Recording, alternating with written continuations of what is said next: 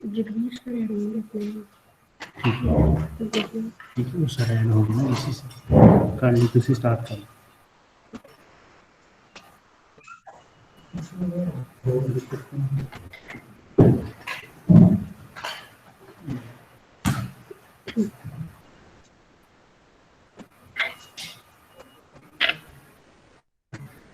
केंद्री विश्वविद्यालय पंजाब बठिंडा ਵੱਲੋਂ ਕਰਵਾਇਆ ਜਾ ਰਿਹਾ ਅੱਜ ਦਾ ਇਹ ਵੈਬੀਨਾਰ ਹਿੰਦ ਦੀ ਚਾਦਰ ਸਾਹਿਬ ਸ੍ਰੀ ਗੁਰੂ ਤੇਗ ਬਹਾਦਰ ਜੀ ਦੀ ਸ਼ਹਾਦਤ ਨੂੰ ਸਮਰਪਿਤ ਹੈ। ਵਾਸਤਵਿਕ ਰੂਪ ਵਿੱਚ ਵੇਖਿਆ ਜਾਏ ਤਾਂ ਪੰਜਾਬ ਦੀ ਧਰਤੀ ਸੰਤਾਂ ਸੂਰਮਿਆਂ ਤੇ ਸ਼ਹੀਦਾਂ ਦੀ ਧਰਤੀ ਹੈ ਤੇ ਅਸੀਂ ਹਮੇਸ਼ਾ ਹੀ ਇਸ ਧਰਤੀ ਨੂੰ ਸਜਦਾ ਕਰਦੇ ਆਏ ਹਾਂ ਤੇ ਸਜਦਾ ਕਰਦੇ ਰਹਾਂਗੇ। ਇਤਿਹਾਸ ਵਿੱਚ ਵਿਸ਼ੇਸ਼ ਤੌਰ ਤੇ ਗੁਰੂ ਸਾਹਿਬਾਨਾਂ ਦਾ ਜੋ ਇਤਿਹਾਸ ਹੈ ਇਹ ਕੁਰਬਾਨੀਆਂ ਦਾ ਇਤਿਹਾਸ ਹੈ। ਇਸ ਵਿੱਚ 3 ਕੁਰਬਾਨੀਆਂ ਸਾਨੂੰ ਇਹੋ ਜਿਹੀਆਂ ਮਿਲਦੀਆਂ ਨੇ ਜਿਹੜੀਆਂ ਮੈਚਲੈਸ ਨੇ। 5ਵੇਂ ਪਾਤਸ਼ਾਹ ਸ੍ਰੀ ਗੁਰੂ ਅਰਜਨ ਦੇਵ ਜੀ, 9ਵੇਂ ਪਾਤਸ਼ਾਹ ਸ੍ਰੀ ਗੁਰੂ ਤੇਗ ਬਹਾਦਰ ਜੀ ਤੇ 10ਵੇਂ ਪਾਤਸ਼ਾਹ ਗੁਰੂ ਗੋਬਿੰਦ ਸਿੰਘ ਜੀ ਹਿੰਦ ਦੀ ਚਾਦਰ, ਜਿਨ੍ਹਾਂ ਨੂੰ ਅਸੀਂ ਸ਼ੀਲਡ ਆਫ ਇੰਡੀਆ ਸਾਹਿਬ ਸ੍ਰੀ ਗੁਰੂ ਤੇਗ ਬਹਾਦਰ ਜੀ ਕਹਿੰਦੇ ਹਾਂ। ਉਹਨਾਂ ਦੀ ਸਿੱਖ ਧਰਮ ਵਿੱਚ ਬਹੁਤ ਵੱਡੀ ਕੰਟਰੀਬਿਊਸ਼ਨ ਹੈ। ਸ਼ਹੀਦੀਆਂ ਦੇ ਸਰਤਾਜ ਰਹੇ ਨੇ। ਨਾਲ ਦੀ ਨਾਲ ਉਹਨਾਂ ਨੇ ਇਹ ਚੇਤਕ ਆਪਣੇ ਪੁੱਤਰ ਗੁਰੂ ਗੋਬਿੰਦ ਸਿੰਘ ਜੀ ਨੂੰ ਵੀ ਲਗਾਈ, ਜਿਨ੍ਹਾਂ ਨੇ ਅੱਗੇ ਚੱਲ ਕੇ ਆਪਣਾ ਆਪਾ, ਆਪਣਾ ਵੰਸ਼, ਮਾਨਵਤਾ ਦੀ ਰੱਖਿਆ ਲਈ, ਧਰਮ ਦੀ ਰੱਖਿਆ ਲਈ, ਵਿਸ਼ੇਸ਼ ਕਰਕੇ ਹਿੰਦੂ ਧਰਮ ਦੀ ਰੱਖਿਆ ਲਈ ਕੁਰਬਾਨ ਕਰ ਦਿੱਤਾ। ਦੁਨੀਆ ਦੇ ਇਤਿਹਾਸ ਵਿੱਚ ਸਾਨੂੰ ਇਹੋ ਜਿਹੀ ਕੁਰਬਾਨੀ ਦੀ ਮਿਸਾਲ ਕਿਧਰੇ ਵੀ ਨਹੀਂ ਮਿਲਦੀ। ਕੁਰਬਾਨੀਆਂ ਹੋਰ ਵੀ ਬਹੁਤ ਸਾਰੀਆਂ ਨੇ, ਪਰ ਇਹ ਸਾਡੀਆਂ ਇਹ ਸਰਤਾਜ ਰਹੇ ਨੇ ਕੁਰਬਾਨੀਆਂ ਦੇ। ਇਹਨਾਂ ਸੰਤਾਂ ਨੇ, ਸੂਰਮਿਆਂ ਨੇ ਤੇ ਸ਼ਹੀਦਾਂ ਨੇ ਗੁਰੂ ਨਾਨਕ ਸਾਹਿਬ ਦੇ ਪਾਵਨ ਵਚਨ ਨਿਰਭਉ ਨਿਰਵੈਰ ਨੂੰ ਅਮਲੀ ਜੀਵਨ ਵਿੱਚ ਢਾਲਿਆ ਤੇ ਉਹਨਾਂ ਨੇ ਕਿਸੇ ਦਾ ਭੈ ਨਾ ਹੀ ਮੰਨਿਆ ਤੇ ਨਾ ਹੀ ਕਿਸੇ ਨੂੰ ਆਪਣਾ ਭੈ ਦਿੱਤਾ। ਇਸੇ ਕਰਕੇ ਉਹਨਾਂ ਦੇ ਇਸ ਨਕਸ਼ੇ ਕਦਮਾਂ ਤੇ ਚੱਲਦੇ ਹੋਏ ਸਾਹਿਬ ਸ੍ਰੀ ਗੁਰੂ ਤੇਗ ਬਹਾਦਰ ਜੀ ਦਾ ਪਾਵਨ ਕਥਨ ਹੈ, ਭੈ ਕਾਹੂ ਕੋ ਦੇਤ ਨਾਹੀ, ਨਾਹੀ ਭੈ ਮਾਨਤ ਆਨ, ਕਹੋ ਨਾਨਕ ਮਨ ਰੇ ਮਨਾ, ਗਿਆਨੀ ਨਾਹੀ ਬਖਾਨ। ਸੋ ਅਸੀਂ ਇਹਨਾਂ ਨੂੰ ਹਮੇਸ਼ਾ ਹੀ ਸਜਦਾ ਕਰਦੇ ਹਾਂ, ਇਹਨਾਂ ਨੂੰ ਹਮੇਸ਼ਾ ਹੀ ਨਮਨ ਕਰਦੇ ਹਾਂ। ਸਾਡੇ ਆਨਰੇਬਲ ਵਾਈਸ ਚਾਂਸਲਰ ਪ੍ਰੋਫੈਸਰ ਰਾਘਵਿੰਦਰਾ ਪ੍ਰਸਾਦ ਤਿਵਾਰੀ ਜੀ ਇਸ ਵੈਬੀਨਾਰ ਨੂੰ ਪ੍ਰਜ਼ਾਈਡ ਕਰਨਗੇ।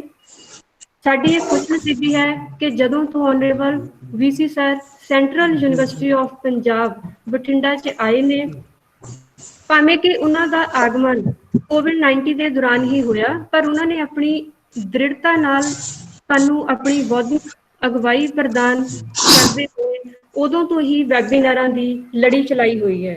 ਨਿਊ ਐਜੂਕੇਸ਼ਨ ਪਾਲਿਸੀ ਤੋਂ ਲੈ ਕੇ ਇਨਵਾਇਰਮੈਂਟਲ ਸਾਇੰਸ ਤੱਕ ਤੇ ਹੁਣ ਪੰਜਾਬ ਦੀ ਗੁਰੂ ਪਰੰਪਰਾ ਨੂੰ ਸਮਰਪਿਤ ਉਹਨਾਂ ਦਾ ਇਹ ਕਰਮ ਪ੍ਰਸ਼ੰਸਾਯੋਗ ਹੈ। ਇਹ ਸਾਡੀ ਖੁਸ਼ਨਸੀਬੀ ਹੈ ਕਿ ਸਾਨੂੰ ਅਜਿਹੇ ਵਾਈਸ ਚਾਂਸਲਰ ਸਰ ਮਿਲੇ ਨੇ ਜਿਹੜੇ ਅਜਿਹੇ ਕਾਰਜਾਂ ਲਈ ਹਮੇਸ਼ਾ ਤਤਪਰ ਰਹਿੰਦੇ ਨੇ ਤੇ ਸਾਨੂੰ ਇਹੋ ਜਿਹੇ ਕਾਰਜਾਂ ਲਈ ਪ੍ਰੇਰਨਾ ਵੀ ਦਿੰਦੇ ਰਹਿੰਦੇ ਨੇ। ਉਹਨਾਂ ਪਾਸੋਂ ਸਾਨੂੰ ਬੌਧਿਕ ਅਗਵਾਈ ਵੀ ਮਿਲਦੀ ਹੈ ਤੇ ਸਰਪ੍ਰਸਤੀ ਵੀ। ਅੱਜ ਦਾ ਇਹ ਸਾਰਾ ਕਾਰਜਕ੍ਰਮ ਉਹਨਾਂ ਦੀ ਰਹਿਨੁਮਾਈ ਵਿੱਚ ਉਲੀਕਿਆ ਗਿਆ ਹੈ। ਮੈਂ ਉਹਨਾਂ ਦਾ ਇਸ ਕਾਰਜ ਦੇ ਲਈ ਹਾਰਦਿਕ ਅਭਿਨੰਦਨ ਕਰਦੀ ਹੋਈ ਉਹਨਾਂ ਪ੍ਰਤੀ ਆਭਾਰ ਪ੍ਰਗਟ ਕਰਦੀ ਹਾਂ ਕਿ ਉਹਨਾਂ ਨੇ ਇਸ ਕਾਰਜ ਦੀ ਜ਼ਿੰਮੇਵਾਰੀ ਮੈਨੂੰ ਪ੍ਰਦਾਨ ਕੀਤੀ। ਇਸ ਦੇ ਨਾਲ ਹੀ ਸਾਡੇ ਅੱਜ ਦੇ ਵਿਆਖਿਆਨ ਦੇ ਵਿਸ਼ੇਸ਼ ਮਹਿਮਾਨ ਪੂਰਵ ਪ੍ਰੋਫੈਸਰ ਜਗਵੀਰ ਸਿੰਘ ਜੀ, ਜੋ ਪੰਜਾਬੀ ਵਿਭਾਗ ਦਿੱਲੀ 'ਚ ਹੈੱਡ ਤੇ ਡੀਨ ਲੈਂਗੁਏਜਸ ਵੀ ਰਹੇ ਨੇ, ਮੱਧਕਾਲੀ ਸ਼ਬਦ ਸੱਭਿਆਚਾਰ ਤੇ ਵਿਸ਼ੇਸ਼ ਤੌਰ ਤੇ ਗੁਰਬਾਣੀ ਵਿਸ਼ੇ ਤੇ ਉਹਨਾਂ ਦੀ ਸਪੈਸ਼ਲਾਈਜੇਸ਼ਨ ਹੈ। ਉਹਨਾਂ ਨੇ ਨਵੀਆਂ ਅੰਤਰ ਦ੍ਰਿਸ਼ਟੀਆਂ ਰਾਹੀਂ ਗੁਰਬਾਣੀ ਦੀ ਵਿਆਖਿਆ ਕੀਤੀ ਹੈ। ਇਸ ਦੇ ਨਾਲ ਹੀ ਸਾਡੇ ਅੱਜ ਦੇ ਵਿਸ਼ੇਸ਼ ਮਹਿਮਾਨ ਨੂੰ ਜੀ ਆਇਆਂ ਆਖਣਗੇ Central University of Punjab Bathinda ਦੇ ਗੁਰੂ ਗੋਬਿੰਦ ਸਿੰਘ ਚੇਅਰ ਦੇ chair professor doctor Harpal Singh Pannu ji. ਤੇ ਇਸ ਦੇ ਨਾਲ ਹੀ ਅਖੀਰ ਵਿੱਚ ਸਾਡੇ Central University of Punjab Bathinda ਦੇ ਰਜਿਸਟਰਾਰ ਕੰਵਰਪਾਲ ਸਿੰਘ ਮੁਦਰਾ ਜੀ ਵੋਟ ਆਫ ਥੈਂਕਸ ਕਰਨਗੇ। ਸੋ ਸਭ ਤੋਂ ਪਹਿਲਾਂ ਮੈਂ ਯੂਨੀਵਰਸਿਟੀ ਐਂਥਮ ਦੇ ਲਈ ਬੇਨਤੀ ਕਰਦੀ ਹਾਂ ਕਿ ਯੂਨੀਵਰਸਿਟੀ ਐਂਥਮ ਤੋਂ ਅਸੀਂ ਇਸ ਕਾਰਜਕ੍ਰਮ ਦਾ ਆਰੰਭ ਕਰਾਂਗੇ। University anthem.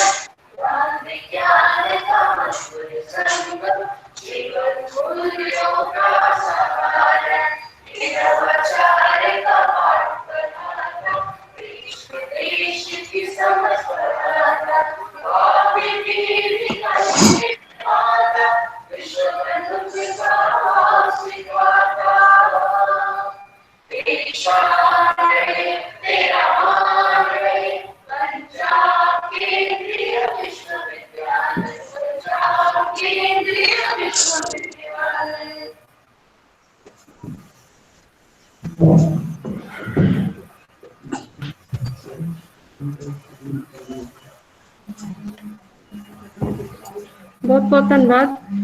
ਹੁਣ ਮੈਂ ਸੱਦਾ ਦਿੰਦੀ ਹਾਂ ਪ੍ਰੋਫੈਸਰ ਹਰਪਾਲ ਸਿੰਘ ਪੰਨੂ ਜੀ ਨੂੰ ਕਿ ਉਹ ਸਾਡੇ ਅੱਜ ਦੇ ਵਿਸ਼ੇਸ਼ ਮਹਿਮਾਨ ਪ੍ਰੋਫੈਸਰ ਜਗਵੀਰ ਸਿੰਘ ਜੀ ਨੂੰ ਜੀ ਆਇਆਂ ਆਖਣ। ਮਾਨਯੋਗ ਪ੍ਰੋਫੈਸਰ ਰਾਘਵਿੰਦਰ ਪ੍ਰਸਾਦ ਤਿਵਾੜੀ ਜੀ, ਵਾइस चांसलर पंजाब केंद्रीय university Bathinda, professor R K Usirka, dean academic affairs, professor Vinod Kumar Garg ji, dean students welfare, Sardar Kanwarpal Singh Mundra ji, registrar. ਅਸੀਂ ਅੱਜ ਸਾਰੇ ਇਸ ਦਿਨ ਗੁਰੂ ਤੇਗ ਬਹਾਦਰ ਸਾਹਿਬ ਜੀ ਦੀ ਪਵਿੱਤਰ ਯਾਦ ਵਿੱਚ ਇਕੱਤਰ ਹੋਏ ਹਾਂ ਤੇ ਕੇਂਦਰੀ ਯੂਨੀਵਰਸਿਟੀ ਨੇ ਜਿਸ ਪ੍ਰੋਫੈਸਰ ਨੂੰ ਸੱਦਾ ਦਿੱਤਾ, ਮੈਨੂੰ ਫਖਰ ਹੈ ਕਿ ਮੈਂ ਤੁਹਾਨੂੰ ਇੰਟਰੋਡਿਊਸ ਕਰਵਾਉਣ ਲੱਗਾ ਹਾਂ। ਮੈਂ ਇਹ ਗੱਲ ਸਰੋਤਿਆਂ ਤੇ ਦਰਸ਼ਕਾਂ ਅੱਗੇ ਨਿਮਰਤਾ ਵਸ ਨਹੀਂ ਆਖ ਰਿਹਾ। ਹਕੀਕਤ ਹੈ ਕਿ ਡਾਕਟਰ ਜਗਬੀਰ ਸਿੰਘ ਜੀ ਦੇ ਸਾਹਮਣੇ ਮੇਰਾ ਰੁਤਬਾ ਬਤੌਰ ਵਿਦਿਆਰਥੀ ਹੈ। ਮੈਂ ਪੰਜਾਬੀ ਯੂਨੀਵਰਸਿਟੀ ਵਿੱਚ MA ਦਾ ਵਿਦਿਆਰਥੀ ਸਾਂ ਜਦੋਂ ਡਾਕਟਰ ਜਗਬੀਰ ਸਿੰਘ ਜੀ ਦਿੱਲੀ ਯੂਨੀਵਰਸਿਟੀ ਤੋਂ ਪੜ੍ਹਾਉਣ ਵਾਸਤੇ ਆਏ। ਡਾਕਟਰ ਜਗਬੀਰ ਸਿੰਘ ਜੀ ਦੀ ਇੱਕ ਕਿਤਾਬ ਹੈ ਬਾਣੀ ਸੰਸਾਰ। ਅੱਜ ਦੇ ਸਰੋਤਿਆਂ ਤੇ ਦਰਸ਼ਕਾਂ ਕੇ ਹੈ ਕਿ ਬਾਕੀ ਕਿਤਾਬਾਂ ਪੜ੍ਹ ਸਕਣ ਜਾਂ ਨਾ ਪੜ੍ਹ ਸਕਣ, ਡਾਕਟਰ ਜਗਬੀਰ ਸਿੰਘ ਦੀ ਕਿਤਾਬ ਬਾਣੀ ਸੰਸਾਰ ਤੋਂ ਸਾਡੇ ਅੰਦਰ ਦੀਆਂ ਨਵੀਆਂ ਦ੍ਰਿਸ਼ਟੀਆਂ ਪ੍ਰਕਾਸ਼ਵਾਨ ਹੋਣਗੀਆਂ। ਡਾਕਟਰ ਹਰਭਜਨ ਸਿੰਘ ਜੀ ਦਿੱਲੀ ਯੂਨੀਵਰਸਿਟੀ ਨੇ ਆਲੋਚਨਾ ਦੀ ਇੱਕ ਵਿਧਾ ਸ਼ੁਰੂ ਕੀਤੀ ਸੀ, ਸਿਰਜਣਾਤਮਕ। ਉਸ ਸਿਰਜਣਾਤਮਕ ਵਿਧਾ ਨੂੰ ਡਾਕਟਰ ਜਗਬੀਰ ਸਿੰਘ ਅੱਗੇ ਤੋਰੇ। ਇਹ ਵਿਧਾ ਨਜਮ ਹੁਸੈਨ ਸੈयद ਐਡਵਾਂਸ ਹੋਈ, ਲੇਕਿਨ ਪੰਜਾਬੀ ਸਾਹਿਤ ਦੇ ਵਿੱਚ ਡਾਕਟਰ ਹਰਭਜਨ ਸਿੰਘ ਤੇ ਡਾਕਟਰ ਜਗਬੀਰ ਸਿੰਘ ਜੀ ਤੋਂ ਅੱਗੇ ਕੋਈ ਲੇਖਕ ਜਾ ਨਹੀਂ ਸਕਿਆ। ਡਾਕਟਰ ਜਗਬੀਰ ਸਿੰਘ ਪੰਜਾਬੀ ਵਿਭਾਗ ਦੇ ਮੁਖੀ ਦਿੱਲੀ ਯੂਨੀਵਰਸਿਟੀ ਰਹੇ, ਡੀਨ ਭਾਸ਼ਾਵਾਂ ਰਹੇ ਅਤੇ 50 ਸਾਲ ਦਾ ਉਹਨਾਂ ਦਾ ਅਧਿਆਪਨ ਦਾ ਤਜਰਬਾ। ਡਾਕਟਰ ਸਾਹਿਬ ਨੇ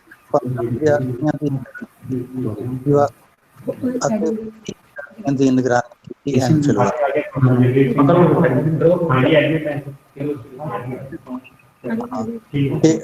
ਤੇਗ ਬਹਾਦਰ ਜੀ ਬਾਬਤ ਏਡੇ ਵੱਡੇ ਵਿਦਵਾਨ ਸਾਡੇ ਨਾਲ ਕੁਛ ਵਿਚਾਰ ਸਾਂਝੇ ਕਰਨਗੇ।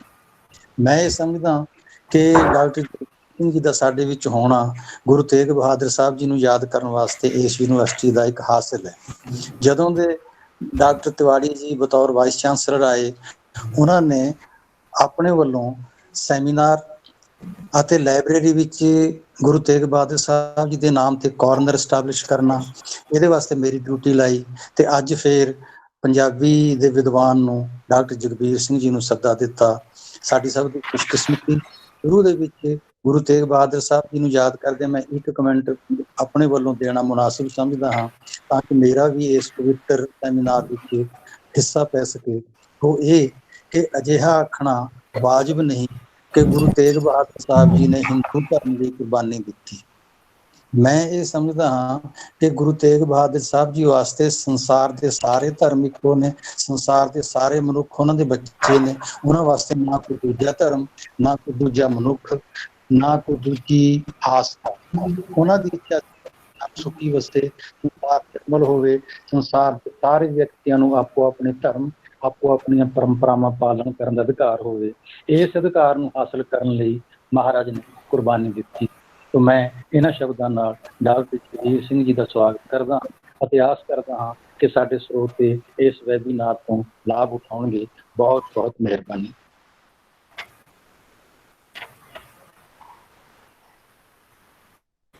ਹੁਣ ਮੈਂ ਸੱਦਾ ਦਿੰਦੀ ਹਾਂ, ਬੇਨਤੀ ਕਰਦੀ ਹਾਂ ਪ੍ਰੋਫੈਸਰ ਜਗਬੀਰ ਸਿੰਘ ਜੀ ਨੂੰ ਕਿ ਉਹ ਆਪਣਾ ਅੱਜ ਦਾ ਵਿਆਖਿਆਨ ਆਰੰਭ ਕਰਨ।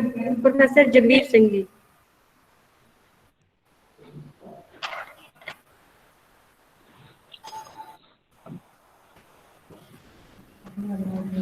सर ਤੁਹਾਡੀ आवाज नहीं आ रही। हाँ ਹੁਣ ठीक है? आ रही हाँ जी है आवाज? हाँ जी हाँ जी सर। हाँ जी।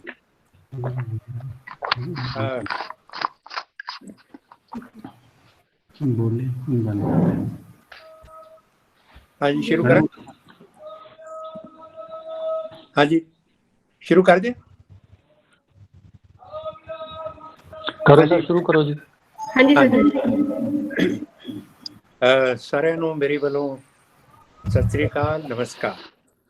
ਸਤਿ ਸ਼੍ਰੀ ਅਕਾਲ ਸਰ ਜੀ। ਯੂਨੀਵਰਸਿਟੀ ਦੇ ਵਾਈਸ ਚਾਂਸਲਰ ਸਾਹਿਬ, ਵਿਦਵਾਨ ਦੋਸਤੋ, ਪਿਆਰੇ ਵਿਦਿਆਰਥੀਓ, ਅੱਜ ਮੈਨੂੰ ਬੇहद ਖੁਸ਼ੀ ਹੈ ਕਿ ਪੰਜਾਬ ਯੂਨੀਵਰਸਿਟੀ ਦੇ ਇਸ ਪੰਜਾਬ ਦੇ ਇਸ ਸੈਂਟਰ ਦੇ ਇਸ ਪ੍ਰੋਗਰਾਮ ਦੇ ਵਿੱਚ ਮੈਂ ਤੁਹਾਡੇ ਨਾਲ ਆਪਣੇ ਵਿਚਾਰ ਸਾਂਝੇ ਕਰ ਰਿਹਾ। ਜਿਸ ਤਰ੍ਹਾਂ ਕਿ ਅੱਜ ਦੀ ਇਸ ਗੱਲਬਾਤ ਦਾ ਵਿਸ਼ਾ ਹੈ ਹਿੰਦ ਦੀ ਚਾਦਰ, ਗੁਰੂ ਤੇਗ ਬਹਾਦਰ। ਗੁਰੂ ਤੇਗ ਬਹਾਦਰ ਜੀ ਸਾਡੀ ਇਸ ਭਾਰਤ ਦੀ ਜਿਹੜੀ ਗਿਆਨ ਪਰੰਪਰਾ ਦੇ ਉਸ ਪ੍ਰਸੰਗ ਦੇ ਨਾਲ ਜੁੜੇ ਹੋਏ ਨੇ, ਜਿਸ ਨੂੰ ਅਸੀਂ ਜਿਹੜਾ ਬਾਣੀ ਪਰੰਪਰਾ ਕਹਿੰਦੇ ਹਾਂ। ਗੁਰੂ ਤੇਗ ਬਹਾਦਰ ਜੀ ਬਹੁਤ ਅਦੁੱਤੀ ਸ਼ਖਸੀਅਤ ਨੇ। ਉਹਨਾਂ ਦਾ ਜੀਵਨ ਵੀ ਅਦੁੱਤੀ ਹੈ ਤੇ ਉਹਨਾਂ ਦੀ ਬਾਣੀ ਵੀ ਅਦੁੱਤੀ ਹੈ, ਔਰ ਸਭ ਤੋਂ ਵੱਡੀ ਗੱਲ ਉਹਨਾਂ ਦੀ ਸ਼ਹਾਦਤ ਵੀ ਅਦੁੱਤੀ ਹੈ। ਇਹਨਾਂ ਵਿੱਚੋਂ ਦੋ ਪੱਖਾਂ ਬਾਰੇ ਮੈਂ ਤੁਹਾਡੇ ਨਾਲ ਸੰਬੋਧਿਤ ਹੋਵਾਂਗਾ। ਪਹਿਲਾ ਬਾਣੀ ਦੀ ਗੱਲ ਅਸੀਂ ਕਰ ਲੈਂਦੇ ਹਾਂ, ਕਿਉਂਕਿ ਗੁਰੂ ਤੇਗ ਬਹਾਦਰ ਜੀ ਦੀ ਬਾਣੀ, ਗੁਰੂ ਗ੍ਰੰਥ ਸਾਹਿਬ ਦੀ ਉਹ ਸਾਰੀ ਬਾਣੀ ਪਰੰਪਰਾ ਦੇ ਪ੍ਰਸੰਗ ਵਿੱਚ ਆਉਂਦੀ ਹੈ, ਜਿਸ ਨੂੰ ਅਸੀਂ ਪਰਮ ਗਿਆਨ ਦਾ ਪ੍ਰਵਚਨ ਆਖਦੇ ਹਾਂ। ਗੁਰਬਾਣੀ ਜਿਹੜੀ ਹੈ, ਅਸੀਂ ਸਕੂਲਾਂ ਕਾਲਜਾਂ ਦੇ ਵਿੱਚ ਇੱਕ ਪੰਜਾਬੀ ਦੇ ਵਿਸ਼ੇ ਵੱਲੋਂ ਵੀ ਪੜ੍ਹਾਉਂਦੇ ਹਾਂ, ਤੇ ਗੁਰਬਾਣੀ ਜਿਹੜੀ ਹੈ ਉਹ ਸਿੱਖ ਧਰਮ ਦਾ ਇੱਕ ਪਾਵਨ ਗ੍ਰੰਥ ਦੀ ਰਚਨਾ ਵੀ ਹੈ। ਲੇਕਿਨ ਸਭ ਤੋਂ ਵੱਡੀ ਗੱਲ, ਬਾਣੀ ਦਾ ਜਿਹੜਾ ਸਟੇਟਸ ਹੈ ਉਹ ਇੱਕ ਗਿਆਨ ਗ੍ਰੰਥ ਦੇ ਤੌਰ ਤੇ, ਇੱਕ ਗਿਆਨ ਪਰੰਪਰਾ ਦੇ ਰੂਪ ਵਿੱਚ ਹੈ। ਤੇ ਉਹ ਗਿਆਨ ਵੀ ਜਿਹੜਾ ਉਹ ਸਧਾਰਨ ਗਿਆਨ ਨਹੀਂ, ਉਪਯੋਗੀ ਗਿਆਨ ਨਹੀਂ, ਉਹ ਪਰਮ ਗਿਆਨ ਹੈ। तो मैं ये समझदा कि सब तो पहली गल ये याद रखनी चाहिए है, गुरु तेग बहादुर जी जिहड़े ने वो उस बाणी परंपरा दे नाल जुड़े हुए ने, जिस दा मनोरथ मनुख नूं एक विश्व दृष्टि ते जीवन जाच सिखाउणा है। एक जिहड़ा ज्ञान हुंदा है, जिहड़ा सानू रोजमर्रा दीयां जिहड़ियां साडीयां समस्यावां ने ਉਹਦੇ ਵਿੱਚੋਂ ਸਾਨੂੰ ਕੱਢਦਾ ਹੈ, ਤੇ ਇੱਕ ਗਿਆਨ ਉਹ ਹੁੰਦਾ ਹੈ ਜਿਹੜਾ ਸਾਨੂੰ ਇੱਕ ਸਮੁੱਚਾ ਵਿਸ਼ਵ ਦ੍ਰਿਸ਼ਟੀਕੋਣ ਦਿੰਦਾ ਹੈ। ਗੁਰੂ ਤੇਗ ਬਹਾਦਰ ਜੀ ਦੀ ਜਿਹੜੀ ਬਾਣੀ ਹੈ ਉਸ ਦੇ ਵਿੱਚ ਅਦੁੱਤੀਪਨ ਵੀ ਇੱਕ ਹੈਗਾ।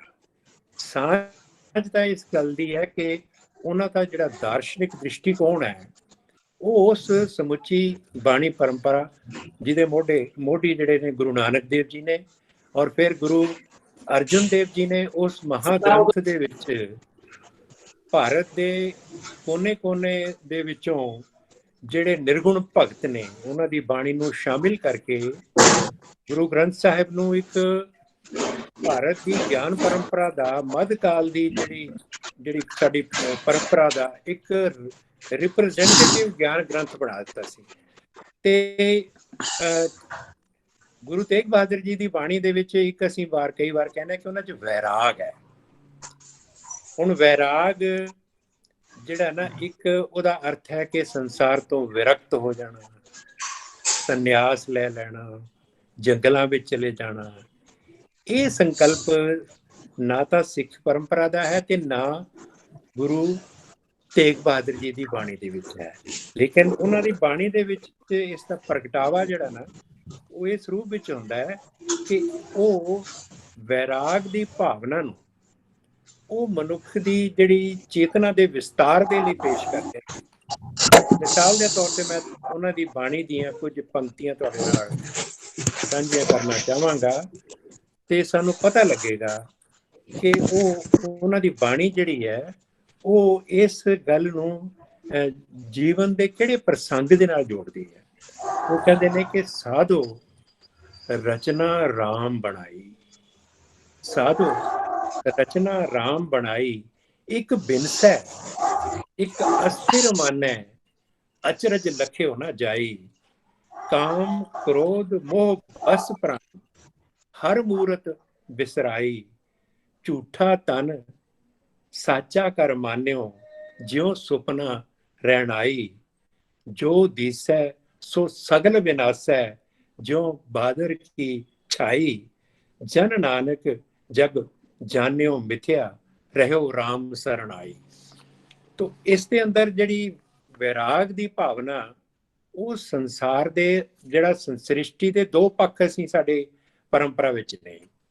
ਇੱਕ ਹੈਗਾ ਉਹਦਾ ਇੱਕ ਪਰਮਾਨੈਂਟ ਸਦੀਵੀ ਪੱਖ, ਜਿਹਨੂੰ ਗੁਰੂ ਨਾਨਕ ਦੇਵ ਜੀ ਨੇ ਮੂਲ ਮੰਤਰ ਦੇ ਬਾਅਦ ਆਦ ਸੱਚ ਜੁਗਾਦ ਸੱਚ ਹੈ ਵੀ ਸੱਚ ਨਾਨਕ ਹੋਸੀ ਵੀ ਸੱਚ, ਇਹ ਪਰਮ ਸੱਚ ਦਾ ਉਹ ਰੂਪ ਹੈ ਜਿਹੜਾ ਸਦੀਵੀ ਹੈ। ਔਰ ਇਸ ਸਦੀਵੀ ਸੱਚ ਦੀ ਗੱਲ ਦੇ ਨਾਲ ਜਿਹੜਾ ਸ੍ਰਿਸ਼ਟੀ ਦਾ ਸੱਚ ਹੈ ਉਹਦੀ ਵੀ ਗੱਲ ਸਾਡੀ ਪਰੰਪਰਾ ਵਿੱਚ ਆਉਂਦੀ ਹੈ। ਕਿਉਂਕਿ ਜਿਹੜਾ ਭਾਰਤੀ ਦਰਸ਼ਨ ਨੇ ਜ਼ਿੰਦਗੀ ਬਾਰੇ, ਮਨੁੱਖ ਬਾਰੇ, ਬ੍ਰਹਿਮੰਡ ਬਾਰੇ ਇੱਕ ਸਾਨੂੰ ਟੋਟਲ ਵਰਲਡ ਵਿਊ ਦਿੱਤਾ ਹੈ। ਉਸ ਦੇ ਵਿੱਚ ਜਿਹੜਾ ਦੂਸਰਾ ਪੱਖ ਹੈਗਾ ਉਹ ਵਿਨਾਸ਼ਸ਼ੀਲ ਹੈ।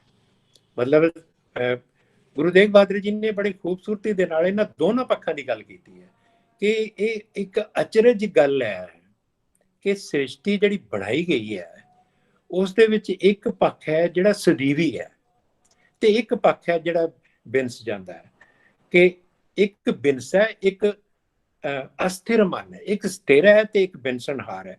ਤੋ ਇਸ ਦੇ ਵਿੱਚੋਂ ਮਾਨਵ ਜੀਵਨ ਦੇ ਲਈ ਉਹਨਾਂ ਦਾ ਜਿਹੜਾ ਸੰਦੇਸ਼ ਇਹ ਹੈ ਕਿ ਸਾਨੂੰ ਉਸ ਪਰਮ ਸੱਚ ਨੂੰ ਜਿਹੜਾ ਸਦੀਵੀ ਹੈ, ਹਮੇਸ਼ਾ ਰਹਿਣ ਵਾਲਾ ਹੈ, ਉਸ ਦੀ ਸੋਚੀ ਹੋਣੀ ਚਾਹੀਦੀ ਹੈ।